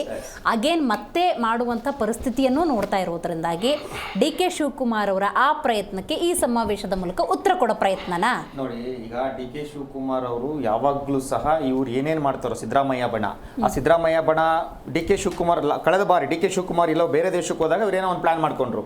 ಮತ್ತೆ ಹಾಸನದ ಸಮಾವೇಶವನ್ನ ಮಾಡಬೇಕು ಅಂತ ಹೊರಟಾಗ ಇವರು ಅಷ್ಟು ವ್ಯತ್ಯಾಸ ಆಗ್ಬಿಡುತ್ತೆ ಅಂತ ಅಹಿಂದ ಸಮಾವೇಶ ಅಹಿಂದ ಸಮಾವೇಶ ಮಾಡಬೇಕು ಅಂತ ಹೋದಾಗ ಸಿದ್ದರಾಮಯ್ಯನವ್ರ ಜೊತೆ ಅಹಿಂದ ಸಮುದಾಯ ಇದೆ. DK ಶಿವಕುಮಾರ್ ಅವರೇನೋ ಸಿದ್ದರಾಮಯ್ಯನವ್ರ ಕುರ್ಚಿ ಮೇಲೆ ಕಣ್ಣಿಟ್ರೆ ಸರಿ ಇರಲ್ಲ ಅಂತ ಒಂದು ಮೆಸೇಜ್ ಪಾಸ್ ಮಾಡ್ಲಿಕ್ಕೆ ಹೋದ್ರು. ಆಗ DK ಶಿವಕುಮಾರ್ ಅವರು ಬಂದ್ರು, ಇದು ಅಹಿಂದ ಸಮಾವೇಶ ಬೇಡ, ಇದನ್ನ KPCC ಒಂದು ಕಾಂಗ್ರೆಸ್ ಸಮಾವೇಶ ಮಾಡ್ಬಿಡೋಣ ಅಂತ ಹೊರಟ್ರು. ಇವತ್ತು ಅಷ್ಟೇ, ಇವತ್ತು ಅದೇ ಆಗ್ತಾ ಇದೆ. It's a clear fight between DK Shivakumar and Siddaramaiah. ಇವಾಗ ನೇರವಾಗಿ ಗೊತ್ತಾಗ್ತಾ ಇದೆ. ಮತ್ತೆ ಸಮಾವೇಶಗಳಿಂದ ಏನು ಸಂಪೂರ್ಣ ಬದಲಾವಣೆ ಮಾಡಿಬಿಡ್ತೀವಿ ಅನ್ನೋದಲ್ಲ, ಸಮಾವೇಶ ಮಾಡಲಿ. ಆದ್ರೆ ಇವರು ಸಮಾವೇಶವನ್ನು ಆಯಾ ವರ್ಗಗಳಿಗೆ, ಈಗ ಇವ್ರು ಹೇಳ್ತಿದಾರಲ್ಲ, ಇವಾಗ ದಲಿತರ ಸಮಾವೇಶ ಮಾಡ್ತೀವಿ ಅಂತೇಳಿ, ದಲಿತರಿಗೆ ಏನ್ ನ್ಯಾಯ ಕೊಟ್ಟಿದ್ದೀರಾ? 25,000-30,000 ಕೋಟಿ ಅವರ ಒಂದು ಹಣವನ್ನೇ ತಿಂದು ಹಾಕಿದ್ದೀರಾ. ಅವರ ಹಣವನ್ನ ನೀವು ಬೇರೆ ಇದಕ್ಕೆ ಡೆವಲಪ್ಮೆಂಟ್ ಗ್ಯಾರಂಟಿಗಳಿಗೆ ಬಳಸ್ಕೋತಾ ಇದ್ದೀರಾ. ಅವರ ಅಭಿವೃದ್ಧಿಗಳಾಗ್ತಾ ಇಲ್ಲ. ಅವ್ರ ಬೋರ್ವೆಲ್ಗಳು ಕೊರ್ಸಕ್ಕೆ ಅವ್ರಿಗೆ ಹಣವನ್ನ ಕೊಡ್ತಾ ಇಲ್ಲ. ಅವ್ರ ವಿದ್ಯಾರ್ಥಿ ವೇತನವನ್ನ ಕೊಡ್ತಾ ಇಲ್ಲ ಮಕ್ಕಳುಗಳಿಗೆ. ಅವ್ರ ಮನೆ ಕಟ್ಸ್ಕೊಳ್ಳಿಕ್ಕೆ ದುಡ್ಡುಗಳನ್ನ ಕೊಡ್ತಾ ಇಲ್ಲ. ಮನೆಗಳು ರಿಲೀಸ್ ಆಗ್ತಾ ಇಲ್ಲ. ಸುಮ್ಮನೆ ದಲಿತರ ಹೇಳ್ಕೊಂಡು ನೀವು ದಲಿತರ ಸಮಾವೇಶ ಮಾಡ್ತೀನಿ ಅಂತ ಅನ್ನೋದಲ್ಲ ಸ್ವಾಮಿ. ದಲಿತರಿಗೆ ಏನ್ ಕೊಟ್ಟಿದ್ದೀರಾ ಕರ್ನಾಟಕದಲ್ಲಿ ಕಳೆದ 2 ವರ್ಷದಿಂದ? ದಲಿತರಿಗೆ ಕೊಟ್ಟಿರ್ತಕ್ಕಂಥ ಯೋಜನೆಗಳೇನೋ, ದಲಿತರುಗಳ ಟ್ಯಾಂಕರ್ಗಳಿಗೆ ಪಂಪ್ ಸೆಟ್ಗಳು ಇದ್ವಲ್ಲ ಅವನ್ನ ಕಿತ್ಕೊಂಡಿದ್ದೀರಿ ನೀವು. ದಲಿತರ ಹಣವನ್ನೆಲ್ಲ ಅವರ ವಿದ್ಯಾರ್ಥಿಗಳು ಕೊಡ್ತಾ ಇದ್ದಂಥ ಒಂದು ಯಾವುದೋ ಒಂದು ಸ್ಕಾಲರ್ಶಿಪ್ ಹಣ ಇರ್ಬೋದು, ಅಥವಾ ಅವ್ರ ಬೋರ್ವೆಲ್ಗಳು ಕೊಡಿಸೋದು ಗಂಗಾ ಕಲ್ಯಾಣ ಯೋಜನೆ ಇರ್ಬೋದು, ಅವ್ರ ಮನೆಗಳು ಕೊಡ್ತಾ ಇದ್ದು ಇರ್ಬೋದು, ಅವ್ರ ರಸ್ತೆಗಳ ಅಭಿವೃದ್ಧಿ, ದಲಿತ ಕಾಲೋನಿಗಳಲ್ಲಿ ಆಗ್ತಿದ್ದ ರಸ್ತೆ ಅಭಿವೃದ್ಧಿ ಇರ್ಬೋದು, ವಿದ್ಯುತ್ ಕಂಬಗಳಿರ್ಬೋದು, ವಿದ್ಯುತ್ ದೀಪಗಳಿರ್ಬೋದು, ಈ ಹಣಕ್ಕೆ ಉಪಯೋಗಿಸ್ತದಂತ STP ಹಣವನ್ನ ನೀವು ತಗೊಂಡು ಗ್ಯಾರಂಟಿಗೆ ಉಪಯೋಗಿಸ್ಕೊಂಡ್ರಿ. ಕೊನೆಗೆ ನೋಡೋದು ದಲಿತ ಸಮಾವೇಶ ಮಾಡ್ತೀವಿ. ಎಲ್ಲಿವರೆಗೂ ಬೋರ್ಡ್ ಹಾಕೊಂಡು ಓಡಾಡ್ತೀವಿ, ನಾವು ದಲಿತರ ಪರವಾಗಿದ್ದೀವಿ, ದಲಿತ ಸಮಾವೇಶ ಮಾಡ್ತೀವಿ ಅಂತ. ದಲಿತರು ಯಾರು ಇವತ್ತು ಅಲ್ಲ, ಆ ಪ್ರಜ್ಞಾವಂತಿಕೆ ದಲಿತ ಸಮುದಾಯದವರಿಗೆ ಇದೆಯಾ? 100% ಇದೆ. ಎಚ್ಚೆತ್ಕೊಂಡಿದ್ದಾರೆ ಇವಾಗ ದಲಿತರಿಗೆ. ಅದು ಬಂದಿರೋದಕ್ಕೇನೆ ಈಗ ಸುಮಾರು ಜನ ದಲಿತ ನಾಯಕರುಗಳು ಕಾಂಗ್ರೆಸ್ ವಿರುದ್ಧವಾಗಿ ಕಳೆದ ತಿಂಗಳು ಅವ್ರ ವಿರುದ್ಧವಾಗಿ ದೊಡ್ಡ ಹೋರಾಟವನ್ನ ಮಾಡಿದ್ರು. ಸೊ ನಮಗೆ ಮೋಸ ಮಾಡ್ತಾ ಇದೆ. ಈ ಭಾಸ್ಕರ್ ಪ್ರಸಾದ್ ಅವರ ನೇತೃತ್ವದಲ್ಲಿ ದೊಡ್ಡ ಹೋರಾಟ ಆಯಿತು. ಅದನ್ನ ನೀವೇನೋ ಗಮನಿಸಿದ್ದೀರಾ. ಇನ್ನು ನಮ್ಮ ಕಾಂಗ್ರೆಸ್ ವಕ್ತಾರರು ಹೇಳ್ತಾ ಇದ್ರು ಈ ವಿಚಾರವಾಗಿ, ನಾವು ಯಾವುದೇ ಹಗರಣಗಳನ್ನ ಮಾಡಿಲ್ಲ, ಶ್ರೀಕಿ ಅವ್ರದ್ದು ವಿಚಾರ ತೆಗೆದುಕೊಂಡ್ರು, ನಲ್ಪಾಡ್ ಅವ್ರ ವಿಚಾರನ ತೆಗೆದುಕೊಂಡ್ರು. ಹೌದು ಸ್ವಾಮಿ, ನಿಮ್ದು PSI ಹಗರಣ ಏನಾಯ್ತು? PSI ಹಗರಣ ಅಂತ ಹೇಳಿದ್ರಲ್ಲ, PSI ಹಗರಣವನ್ನ ನೀವು ದೊಡ್ಡ ಹಗರಣ ಆಗಿದೆ ಅಂತ ಬಿಂಬಿಸಿ ಅಧಿಕಾರಕ್ಕೆ ಬಂದ್ರಲ್ಲ, ನಾವು ಸಸ್ಪೆಂಡ್ ಮಾಡಿದಂಥ 8 ಜನ ಅಧಿಕಾರಿಗಳನ್ನ ನೀವು ವಾಪಸ್ ತೆಗೆದುಕೊಂಡ್ರಲ್ಲ, ಅದೇನಾಯ್ತು? PCM ಏನಾಯ್ತು? 40% ಸರ್ಕಾರ ಅಂತ ಹೇಳಿ ನೀವು 60% ಬಂದ್ಬಿಟ್ರಲ್ಲ, ಆ 40% ಏನಾಯ್ತು? ನಾವು ಕೇಳ್ತಾ ಇದೀವ್ರಿ. ನಮಗೆ ಯಾಕೆ ಅಂತಂದ್ರೆ ಎಲ್ಲ ಒಂದ್ ಕಡೆ ನೀವು ಸುಳ್ಳು ಹೇಳಿ ಅಧಿಕಾರಕ್ಕೆ ಬಂದ್ಬಿಟ್ರಲ್ಲ ಅಂತ ಹೊಟ್ಟೆ ಉರಿತಾ ನಮಗೆ. ಯಾರನ್ನ ಒಂದು ಇಬ್ರು ಅರೆಸ್ಟ್ ಮಾಡ್ರಿ. ಅಟ್ಲೀಸ್ಟ್ ಯಾರನ್ನ ಮಾಜಿ ಮುಖ್ಯಮಂತ್ರಿಗಳ 40% ತಗೊಂಡ್ಬಿಟ್ಟು ಅವ್ರನ್ನ ಅರೆಸ್ಟ್ ಮಾಡಿ ನಾವು ಕೇಳ್ತಾ ಇದೀವಿ. 2 ವರ್ಷದ ತನಿಖೆ ನಡೀತಾ ಇದೆ, ನಾವು ರಿಪೋರ್ಟ್ ಬರ್ತದೆ. ಅದಕ್ಕೆ ಹಿಂದೊಂದ್ಸತಿ ಪ್ರತಾಪ್ ಸಿಂಹ ಅವ್ರು ಹೇಳಿದ್ದು, ನೀವು ಕೆರ್ದಂಗ್ ಮಾಡು, ನಾನು ಕಡ್ದಂಗ್ ಮಾಡು, ಕೆರ್ದಂಗ್ ಮಾಡ್ತೀನಿ ನೋಡಿ. ಇದು ನೇರ ಇವ್ರು ಕಾಂಗ್ರೆಸ್ನವ್ರು ಹೇಳಿದ್ದಲ್ಲ, ಅದು JDSನವ್ರು ಹೇಳಿದ್ದಲ್ಲ, ನಿಮ್ಮ ನಾಯಕರೇ ಹೇಳಿದ್ದು. ಅಂದ್ರೆ ಅಷ್ಟರ ಮಟ್ಟಿಗೆ ಅಡ್ಜಸ್ಟ್ಮೆಂಟ್ ಚೆನ್ನಾಗಿದೆ ಅಂತ ಸುಳ್ಳುಗಳನ್ನ ಹೇಳಿ ಅಧಿಕಾರಕ್ಕೆ ಬಂದಿದ್ದವರು ಇವರು ನೇರವಾಗಿ ಸುಳ್ಳುಗಳನ್ನ ಹೇಳ್ಕೊಂಡ್ರು. ಇವರ ಪಂಚ ಗ್ಯಾರಂಟಿಗಳು ಪಂಚರ್ ಆಗಿದ್ದಾವೆ. ಇನ್ನು ಹಾಲಿನ ಸಬ್ಸಿಡಿ ದರ 1,000 ಕೋಟಿ ಹಾಲಿನ ಸಬ್ಸಿಡಿ ಹಣ ಬರಬೇಕು. ಗೃಹಲಕ್ಷ್ಮಿ ಹಣ 3 ತಿಂಗಳಿಂದ ಬಂದಿಲ್ಲ. ಇವರ ಒಂದು ಹಣ ಅನ್ನಭಾಗ್ಯ ಒಂದೇ ಒಂದು ಕೆಜಿ ಅಕ್ಕಿ ಕೊಡಕ್ಕಾಗಿಲ್ಲ. ಮತ್ತೆ ನರೇಂದ್ರ ಮೋದಿ ಅವರು ಕೊಡ್ತಾ ಇರ್ತಕ್ಕಂಥ 5 ಕೆಜಿ ಅಕ್ಕಿನ ಸಿದ್ದರಾಮಯ್ಯನವರು ಸೀಲ್ ಹಾಕಿ ಕೊಡ್ತಾ ಇರೋದು ಬಿಟ್ರೆ ಇವ್ರು ಯಾವುದೇ ಕಾರಣಕ್ಕೂ ಕೊಟ್ಟಿಲ್ಲ. ಇವ್ರು ಹೇಳ್ತಾರೆ 10 ಕೆಜಿ ಅಕ್ಕಿ ಕೊಡ್ತೀವಿ ಅಂತ. 10 ಕೆಜಿ ಅಕ್ಕಿ ಕೊಡ್ತೀವಿ ಅಂತ ಹೇಳಿದವರು 5 ಕೆಜಿ ಬರ್ತಾ ಇದೆ ಆಲ್ರೆಡಿ ಕೇಂದ್ರದಿಂದ, ನಾವು 5 ಕೆಜಿ ಹಣ ಹಾಕ್ತೀವಿ ಅಂತಂದ್ರು. ಸ್ವಾಮಿ ನೀವು ಹೇಳಿದ 10 ಕೆಜಿ ಅಲ್ವಾ, ನೀವು 10+5 ಹೇಳಿರ್ಲಿವಲ್ಲ, ಹೋಗ್ಲಿ ಆ 5 ಕೆಜಿ ಹಣ ಬರ್ತಾ ಇದೆಯಾ? ಅದು ಬರ್ತಾ ಇಲ್ಲ. ಇನ್ನು ಸರ್ಕಾರಿ ಬಸ್ಗಳ ಪರಿಸ್ಥಿತಿ ಏನಾಗಿದೆ ಅಂತ ನೋಡ್ತಾ ಇದ್ದೀರಿ. ಪಾಪ ಹೆಣ್ಮಕ್ಳುಗಳು ಬಸ್ ಹತ್ತಕ್ಕಾಗ್ತಾ ಇಲ್ಲ. ಮತ್ತೆ ಗಂಡು ಮಕ್ಳುಗಳದ್ದು ಟಿಕೆಟ್ ಬೆಲೆ ಜಾಸ್ತಿ ಮಾಡಿಬಿಟ್ಟಿದ್ದೀರಿ. ಇನ್ನು ಮೆಟ್ರೋ ದರ, ಹಾಲಿನ ದರ, ಇನ್ನು ಪೆಟ್ರೋಲ್ ದರ, KSRTC ನೀರಿನ ದರ, ಎಲ್ಲ ದರ. ಇವತ್ತು ನೋಡಿ, ಇವತ್ತು ರಿಪೋರ್ಟ್ ಬಂದಿದೆ, 9 ವಿಶ್ವವಿದ್ಯಾನಿಲಯಗಳು ಕ್ಲೋಸ್ ಆಗಿದ್ದಾವೆ. 9 ಯೂನಿವರ್ಸಿಟೀಸ್ ಆರ್ ಕ್ಲೋಸ್ಡ್.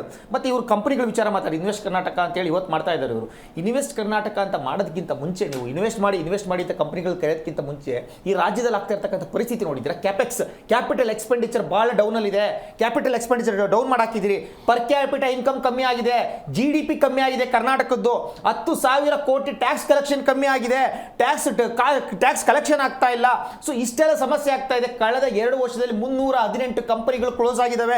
ಅದರೊಳಗಡೆ main Ola company, Ather company, Toyota company, ಮತ್ತೆ ಬೆಂಗಳೂರನ್ನ ಏನು ಇವ್ರು ಬ್ರ್ಯಾಂಡ್ ಬೆಂಗಳೂರು ಅಂತ ಹೇಳ್ತಾ ಇದ್ದಾರಲ್ಲ, ಬೆಂಗಳೂರು ಯಾವಾಗಲೂ ಸಹ IT ಸಿಟಿ ಅಂತ ಇತ್ತು. ಆ IT ಸಿಟಿ ಪುಣೆ ಮತ್ತೆ ಹೈದರಾಬಾದ್ಗೆ ಶಿಫ್ಟ್ ಆಗ್ತಾ ಇದೆ. ಕಾರಣ ಏನು? ಇಲ್ಲಿ ಇನ್ಫ್ರಾಸ್ಟ್ರಕ್ಚರ್ ಇಲ್ಲ, ರಸ್ತೆಗಳಿಲ್ಲ, ಕುಡಿಯೋ ನೀರಿನ ವ್ಯವಸ್ಥೆ ಇಲ್ಲ ಅಂತ ಈ ರೀತಿ ಸಮಸ್ಯೆ ಆಗಿದೆ. ಈ ಸಮಸ್ಯೆಗಳನ್ನ ನೀವು ಬಗೆಹರಿಸಿ ಹೋಗ್ತಾ ಇರೋವನ್ನ ಹಿಡ್ಕೊಳ್ಳಿ. ಯಾಕೆಂತಂದ್ರೆ ಆಲ್ರೆಡಿ ಅವ್ರು ಎಂಪ್ಲಾಯ್ಮೆಂಟ್ ಕ್ರಿಯೇಟ್ ಮಾಡಿದ್ದಾರೆ. ಇಲ್ಲಿ ಹೋಗ್ತಾ ಇರೋವನ್ನ ಬಿಟ್ಬಿಟ್ಟು ನಾವು ಹೊಸ ಕರ್ಕೊಂಬನಿ ಸಮಸ್ಯೆ ಇಲ್ಲ. ನೀವು ಹೊಸ ಎಷ್ಟು ಕಂಪನಿಯನ್ನ ಕರ್ಕೊಂಬನಿ, ಅದ್ರ ಜೊತೆಗೆ ಇಲ್ಲಿ ಇರ್ತಕ್ಕಂಥವ್ರಿಗೆ ಫೆಸಿಲಿಟಿ ಕೊಡಬೇಕಲ್ವಾ, ಇಲ್ಲಿ ಇರ್ತವನ್ನ ಉಳಿಸ್ಕೊಬೇಕಲ್ವಾ. ಮತ್ತೆ ಇಲ್ಲಿ ನೋಡಿ ಮೇಡಮ್, ಇವ್ರದ್ದು ಮುಖ್ಯಮಂತ್ರಿ ಸಿದ್ದರಾಮಯ್ಯವರು ನೇರವಾಗಿ ಗೊತ್ತಾಗ್ತಾ ಇದೆ. ಇವ್ರು ನೇರವಾಗಿ ಹೇಳ್ಬಿಟ್ಟಿದ್ದಾರೆ, ನಾನು 7 ವರ್ಷ 7 ತಿಂಗಳು ದೇವರಾಜ್ ಅರಸೂರು ಅವರದು ಏನು ಟಾರ್ಗೆಟ್ ಇತ್ತು ಅದನ್ನು ನಾನು ರೀಚ್ ಮಾಡಲೇಬೇಕು, ಅದನ್ನು ನಾನು ಅದು ಬ್ರೇಕ್ ಮಾಡಲೇಬೇಕು ಅಂತ ಡಿಸೈಡ್ ಮಾಡಾಗೋಗಿದೆ. 7 ವರ್ಷ 7 ತಿಂಗಳು ಅಂತಂದ್ರೆ ಇನ್ನು 2028ಕ್ಕೂ ನಾನೇ ಮುಖ್ಯಮಂತ್ರಿಯಿಂದ ಒಂದು ಮೆಸೇಜನ್ನು ಪಾಸ್ ಮಾಡಿ ಆಗೋಗಿದೆ. ಇನ್ನು ಜೊತೆಗೆ ಅವ್ರ ನಾಯಕರುಗಳು ಸಹ ಸತೀಶ್ ಜಾರಕಿಹೊಳಿ ಅವರು ಸಹ ಹೇಳ್ಬಿಟ್ಟಿದ್ದಾರೆ, ನಮ್ಮ ನಾಯಕರೇ ಅಹಿಂದ ನಾಯಕರು, ಪ್ರಶ್ನಾತೀತ ನಾಯಕರು ಸಿದ್ದರಾಮಯ್ಯನವರು, 2028 ಅವ್ರ ನೇತೃತ್ವದಲ್ಲಿ ಚುನಾವಣೆ ನಡೀತದೆ ಅಂತ ಹೇಳಿದ್ದಾರೆ. ಇನ್ನು ಮುಖ್ಯಮಂತ್ರಿ ಕನಸು ಕಾಣ್ತಾ ಇದ್ದಂಥ DK ಶಿವಕುಮಾರ್ ಅವರು ಇನ್ನು ಯಾವ ಮಟ್ಟಕ್ಕೆ ಹೋಗಿದ್ದಾರೆ ಅಂದ್ರೆ ಅರ್ಥ ಆಗ್ತಾ ಇದೆ. ಪಾಪ ಅವ್ರು ಏನು ಎಡಪಂಥೀಯವಾದದಿಂದ ಬಲಪಂಥೀಯವಾದಕ್ಕೆ ಬಂದ್ಬಿಟ್ಟಿದ್ದಾರೆ. ಪಾಪ ದೇವರುಗಳು ಎಲ್ಲ ಮಾಡಲಿ, ಒಳ್ಳೇದು, ನಾವು ಖುಷಿ ಪಡ್ತೀವಿ ದೇವ್ರ ಪೂಜೆ ಮಾಡಿದ್ರೆ. ಆದ್ರೆ ಇದಕ್ಕಿದ್ದಂಗೆ ಇವೆಲ್ಲ ಮಾಡ್ತಾ ಇದ್ದಾರೆ ಅಂತಂದ್ರೆ ಅವ್ರಿಗೆ ಬರೀ ಕಾಲು ಬೇರೆ ಹೇಟ್ ಆಗಿದೆ. ಅಲ್ಲಲ್ಲ, ಮುಖ್ಯಮಂತ್ರಿ ಅವರಿಗೆ ಕಾಲು ಬೇರೆ ಹೇಟ್ ಆಗಿದೆ. ಪಾಪ ಅವ್ರಿಗೆ ದೇವ್ರು ಒಳ್ಳೇದು ಮಾಡಲಿ, ಮುಖ್ಯಮಂತ್ರಿ ಬೇಗ ಗುಣಮುಖರಾಗಲಿ. ಆದ್ರೆ ಪೂಜೆ ಪುನಸ್ಕಾರಗಳು ಜಾಸ್ತಿ ಆಗಿದೆಯಲ್ಲ, ಅದೇನೋ ಸಮಸ್ಯೆ ಆಗ್ತಾ ಇದೆ, ಏನೋ ಗೊತ್ತಾಗ್ತಾ ಇಲ್ಲ. ಜಾಸ್ತಿ ಪೂಜೆ ಪುನಸ್ಕಾರಗಳು ಹಾಗೆ ಬೇಡ ಅಂತ ನಾನು ಕೇಳ್ಕೊತಾ ಇದ್ದೀನಿ. ಈ ಮೌಢ್ಯದ ಸ್ಟೇಟ್ಮೆಂಟ್ಗಳು ಬೇಡ, ಸ್ವಲ್ಪ ವೈಜ್ಞಾನಿಕವಾಗಿ ಮಾತಾಡೋಣ. ರೈಟ್, ಸಮಾವೇಶದ ವಿಚಾರಕ್ಕೆ ಬರೋದಾದರೆ, ಸಮಾವೇಶಗಳನ್ನು ಮಾಡಿದರೆ ತಪ್ಪೇನು ಅನ್ನೋದರ ನಡುವೆ ಒಮ್ಮತದಿಂದ ಮಾಡಿದ್ರೆ ಅಲ್ಲಿ ಬರುವಂತಹ ಜನಸಾಮಾನ್ಯರ ಅಹವಾಲುಗಳನ್ನು ಸ್ವೀಕರಿಸ್ಬೋದು, ಬೇಡಿಕೆಗಳನ್ನು ಈಡೇರಿಸ್ಬೋದು, ಅಟ್ಲೀಸ್ಟ್ ಸ್ವೀಕಾರ ಮಾಡ್ಬೋದು. ಸರ್ಕಾರದ ಮಟ್ಟದಲ್ಲಿ ಮಾಡೋಕ್ಕಾಗುತ್ತಾ ಇಲ್ವಾ ಅಂತ ನೋಡ್ಬೋದು. ಬಟ್ ಆ ರೀತಿಯ ಸಿಚುವೇಶನ್ ಕಾಣ್ತಾ ಇಲ್ಲ ಅನ್ನೋದೇ ಸಮಸ್ಯೆ. ರಾಜ್ಯ ಕಾಂಗ್ರೆಸ್ ಅಂದಾಗ ಆಂತರಿಕವಾಗಿ ಬಹಳಷ್ಟು ಸಮಸ್ಯೆಗಳು ಕಾಣ್ತಾ ಇದೆ ಅನ್ನೋದನ್ನು ಬಹುತೇಕ ಕಾಂಗ್ರೆಸ್ ನಾಯಕರು ಒಪ್ಕೊಳ್ಳಲ್ಲ ಅನ್ನುವಂಥ ಸಿಚುವೇಶನ್. ಆದರೆ ಮಾಧ್ಯಮದ ಮೈಕ್ ಮುಂದೆ ಒಬ್ಬೊಬ್ಬ ಕಾಂಗ್ರೆಸ್ ನಾಯಕರು ಒಂದೊಂದು ಸ್ಟೇಟ್ಮೆಂಟನ್ನು ಕೊಡ್ತಾ ಇರೋದು ಕಾರ್ಯಕರ್ತರ ದೃಷ್ಟಿಯಿಂದ ಅಥವಾ ಕಾಂಗ್ರೆಸ್ಸನ್ನು ಬೆಂಬಲಿಸುವ ದೃಷ್ಟಿಯಿಂದ, ಕಾಂಗ್ರೆಸ್ಗೆ ಬಹುದೊಡ್ಡ ಮ್ಯಾಂಡೇಟ್ ಕೊಟ್ಟಿದ್ದಾನೆ ನೋಡಿ, ಆ ಜನಸಾಮಾನ್ಯರ ದೃಷ್ಟಿಯಿಂದ ನಿಜಕ್ಕೂ ಕೂಡ ಅಪಮಾನ ಮಾಡಿದ ಹಾಗೆ. ಸಿದ್ದರಾಮಯ್ಯನವ್ರು ಬೇಕೇ ಬೇಕು, ಬಾಲಿಶತನ ಅಂತ ಅನಿಸೋದಿಲ್ವಾ? ಅವ್ರ ನಾಯಕತ್ವದಲ್ಲೇ ಚುನಾವಣೆಯನ್ನು ಗೆದ್ದು ದೊಡ್ಡ ಮ್ಯಾಂಡೇಟನ್ನು ಪಡ್ಕೊಂಡು ಈಗ ಒಂದಷ್ಟು ಜನ ಈಗ ಸಿದ್ದರಾಮಯ್ಯನವ್ರು ಬೇಕೇ ಬೇಕು ಅಂದರೆ ಇನ್ನೊಂದು 2 ದಿವಸ ಬಿಡ್ಕೊಂಡು DK ಶಿವಕುಮಾರ್ ಬೇಕೇ ಬೇಕು ಅಂತ ಸ್ಟಾರ್ಟ್ ಮಾಡಿಕೊಂಡ್ರೆ ಇಂಥ ಸ್ಟೇಟ್ಮೆಂಟ್ಗಳೇ ಬಾಲಿಶ ಅಂತ ಅನಿಸೋದಿಲ್ವಾ? ಖಂಡಿತವಾಗ್ಲೂ ಬಾಲಿಶ ಅನ್ಸುತ್ತೆ ಮೇಡಮ್. ಈಗ ನೋಡಿ, ಯಾವುದೇ ರಾಜ್ಯದಲ್ಲಿ ಯಾವುದೇ ಪಕ್ಷ ಅಧಿಕಾರದಲ್ಲಿರೋ ಪಕ್ಷ ಏನಾದರೂ ಒಂದು ಸಮಾವೇಶ ಮಾಡ್ತಾ ಇದೆ ಅಂದರೆ ಅಲ್ಲಿ ಏನೋ ಒಂದು ಸಂಚಲನ ಆಗ್ತಾ ಇದೆ ಅಂತ ಅರ್ಥ. ಅದು ತುಂಬ ಜನ ಅರ್ಥ ಮಾಡ್ಕೊಳ್ಳಲ್ಲ. ಅದು ಆ್ಯಕ್ಚುಲಿ ವಿಷಯನೇ ಅದು. ಒಂದು ಸಂಚಲನ ಮೂಡಿಸೋಕ್ಕೋಸ್ಕರನೇ ಸಮಾವೇಶ ಮಾಡೋದು. ಆ ಸಮುದಾಯದ ಜನರಿಗೆ ಇವ್ರೇನು ಒಳ್ಳೇದು ಮಾಡೋಕ್ಕೋಸ್ಕರ ಇವ್ರು ಸಮಾವೇಶ ಮಾಡಲ್ಲ. ಅಲ್ಲಿ ಏನಂದರೆ, ನಾವು ತುಂಬ ಸಮಾವೇಶಗಳು ಮಾಡಿರೋದೆಲ್ಲ ನೋಡಿದ್ದೀವಿ. ಆ ಸಮಾವೇಶ ಮುಗಿದ ದಿನ ನೆಕ್ಸ್ಟ್ ಡೇ ಅವ್ರನ್ನ ಕೇಳೋರೇ ಗತಿ ಇರಲ್ಲ. ಯಾರ್ಯಾರು ಆ ಸಮುದಾಯದ ಹೆಸರು ಹೇಳ್ಕೊಂಡು ಇವತ್ತು ದೊಡ್ಡ ದೊಡ್ಡ ನಾಯಕರಾಗಿದ್ದಾರಲ್ಲ, ಅವರು ಗೆದ್ದಿರ್ತಕ್ಕಂಥ ಕ್ಷೇತ್ರದಲ್ಲಿ ಆ ಸಮುದಾಯದ ಜನ ಎಂಥ ಹೀನ ಪರಿಸ್ಥಿತಿಯಲ್ಲಿ ಬದುಕ್ತಿದ್ದಾರೆ ಅಂತ ಇವ್ರಿಗೆ ನೋಡಕ್ ಹೋಗಿಲ್ಲ. ಆದರೆ ಇವ್ರೇನಂದ್ರೆ ಈಗ ಹೇಳ್ತಾ ಇದ್ದಾರೆ ನೋಡಿ, ಬೇಕಾದ್ರೆ ನೀವು ಹೇಳ್ತೀನಿ ಇವತ್ತು ನಾನು, ನಾಳೆ ಹಿಂಗೆ ಆಗುತ್ತೆ. ಇವ್ರು ಎಷ್ಟೆಲ್ಲ ಕಷ್ಟಪಟ್ಬಿಟ್ಟು ಈ ಸಮಾವೇಶ ಮಾಡ್ತಾರಲ್ಲ, ಈ ಮೊನ್ನೆ DK ಶಿವಕುಮಾರ್ ಸಾಹೇಬ್ರು ಇದನ್ನ ಹೈಜಾಕ್ ಮಾಡಿಬಿಡ್ತಾರೆ ಒಂದೇ ದಿನದಲ್ಲಿ. ಹೆಂಗೆ ಅಂದರೆ ಮೆಹನತ್ ಪಡಿ ಮುರ್ಗಿ ಹಂಡಕಾಯ ಫಕೀರನ್ನಾಗ ಆಗುತ್ತೆ ಇವ್ರ ಕತೆ. ಇವ್ರು ತುಂಬಾ ಕಷ್ಟಪಟ್ಬಿಟ್ಟು ಎಲ್ಲ ಕೆಲಸ ಮಾಡ್ಕೊಂಡ್ ಬರ್ತಾರೆ. ಅವ್ರು ಒಂದೇ ದಿನ ಎಲ್ಲ ಹೋಗ್ಬಿಟ್ಟು ನೀಟಾಗಿ ಅವ್ರಿಗೆ ಹೆಂಗ್ ಬೇಕೋ ಆ ತರ ವೇದಿಕೆ ಸಿದ್ಧ ಮಾಡ್ಕೊಂಡ್ಬಿಟ್ಟು DK ಶಿವಕುಮಾರ್ ಅವ್ರು ಹೇಳ್ತಾರೆ, ಇದು ಕಾಂಗ್ರೆಸ್ ಸಮಾವೇಶ ಪಕ್ಷ, ಕಾಂಗ್ರೆಸ್ ನಲ್ಲಿ ಇರ್ತಕ್ಕಂಥ ಎಲ್ಲಾ ದಲಿತ ಮುಖಂಡರೆಲ್ಲ ಸೇರ್ಕೊಂಡು ನಾನು ಅವ್ರ ಜೊತೆ ಸೇರ್ಕೊಂಡು ಈ ಸಮಾವೇಶನ ಯಶಸ್ವಿ ಮಾಡಿದೀನಿ, ಈ ಸಂಪೂರ್ಣ ಶ್ರೇಯಸ್ ನನಗ್ ಸಲ್ಬೇಕು ಅಂತ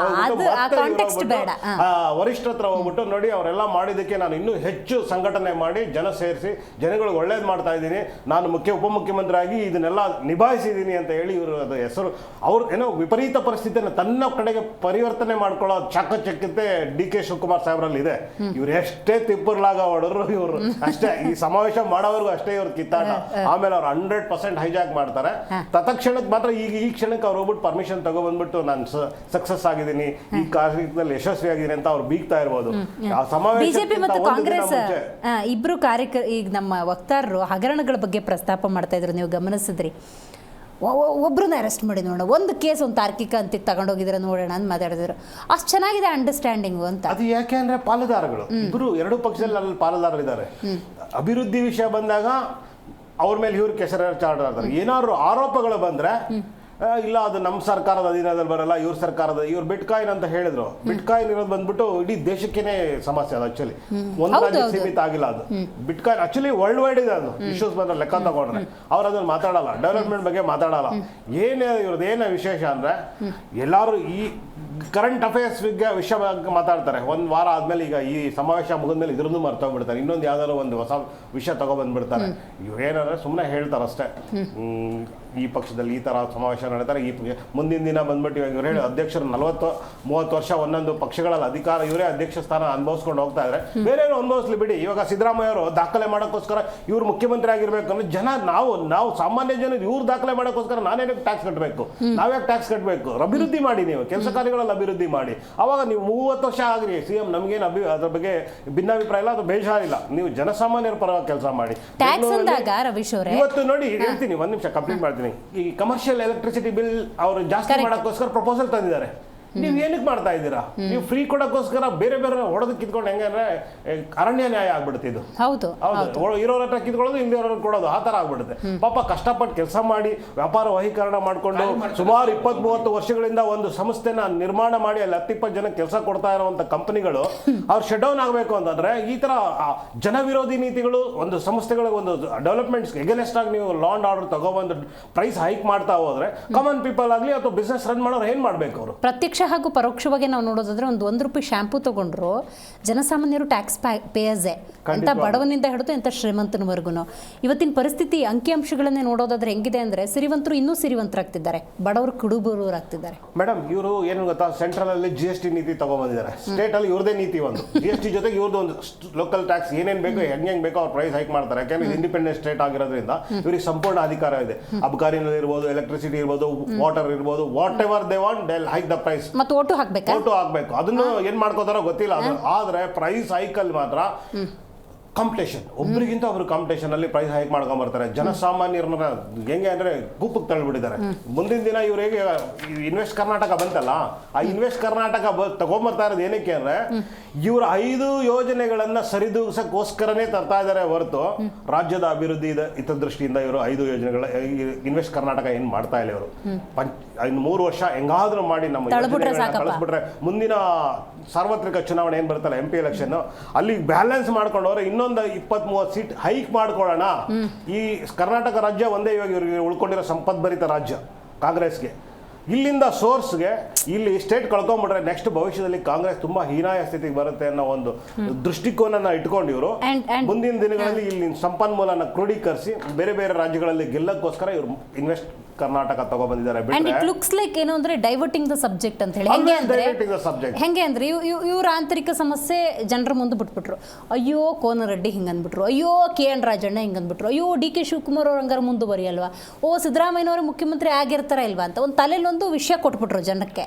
ಅವರು ಹಂಗೆ ವಿಜಯೇಂದ್ರ ಅವ್ರ ಸ್ಥಾನದಲ್ಲಿ ಇರ್ತಾರ ಇಲ್ವಾ, ಮತ್ತೆ ಯಾರು ಕುತ್ಕೋಬಹುದು.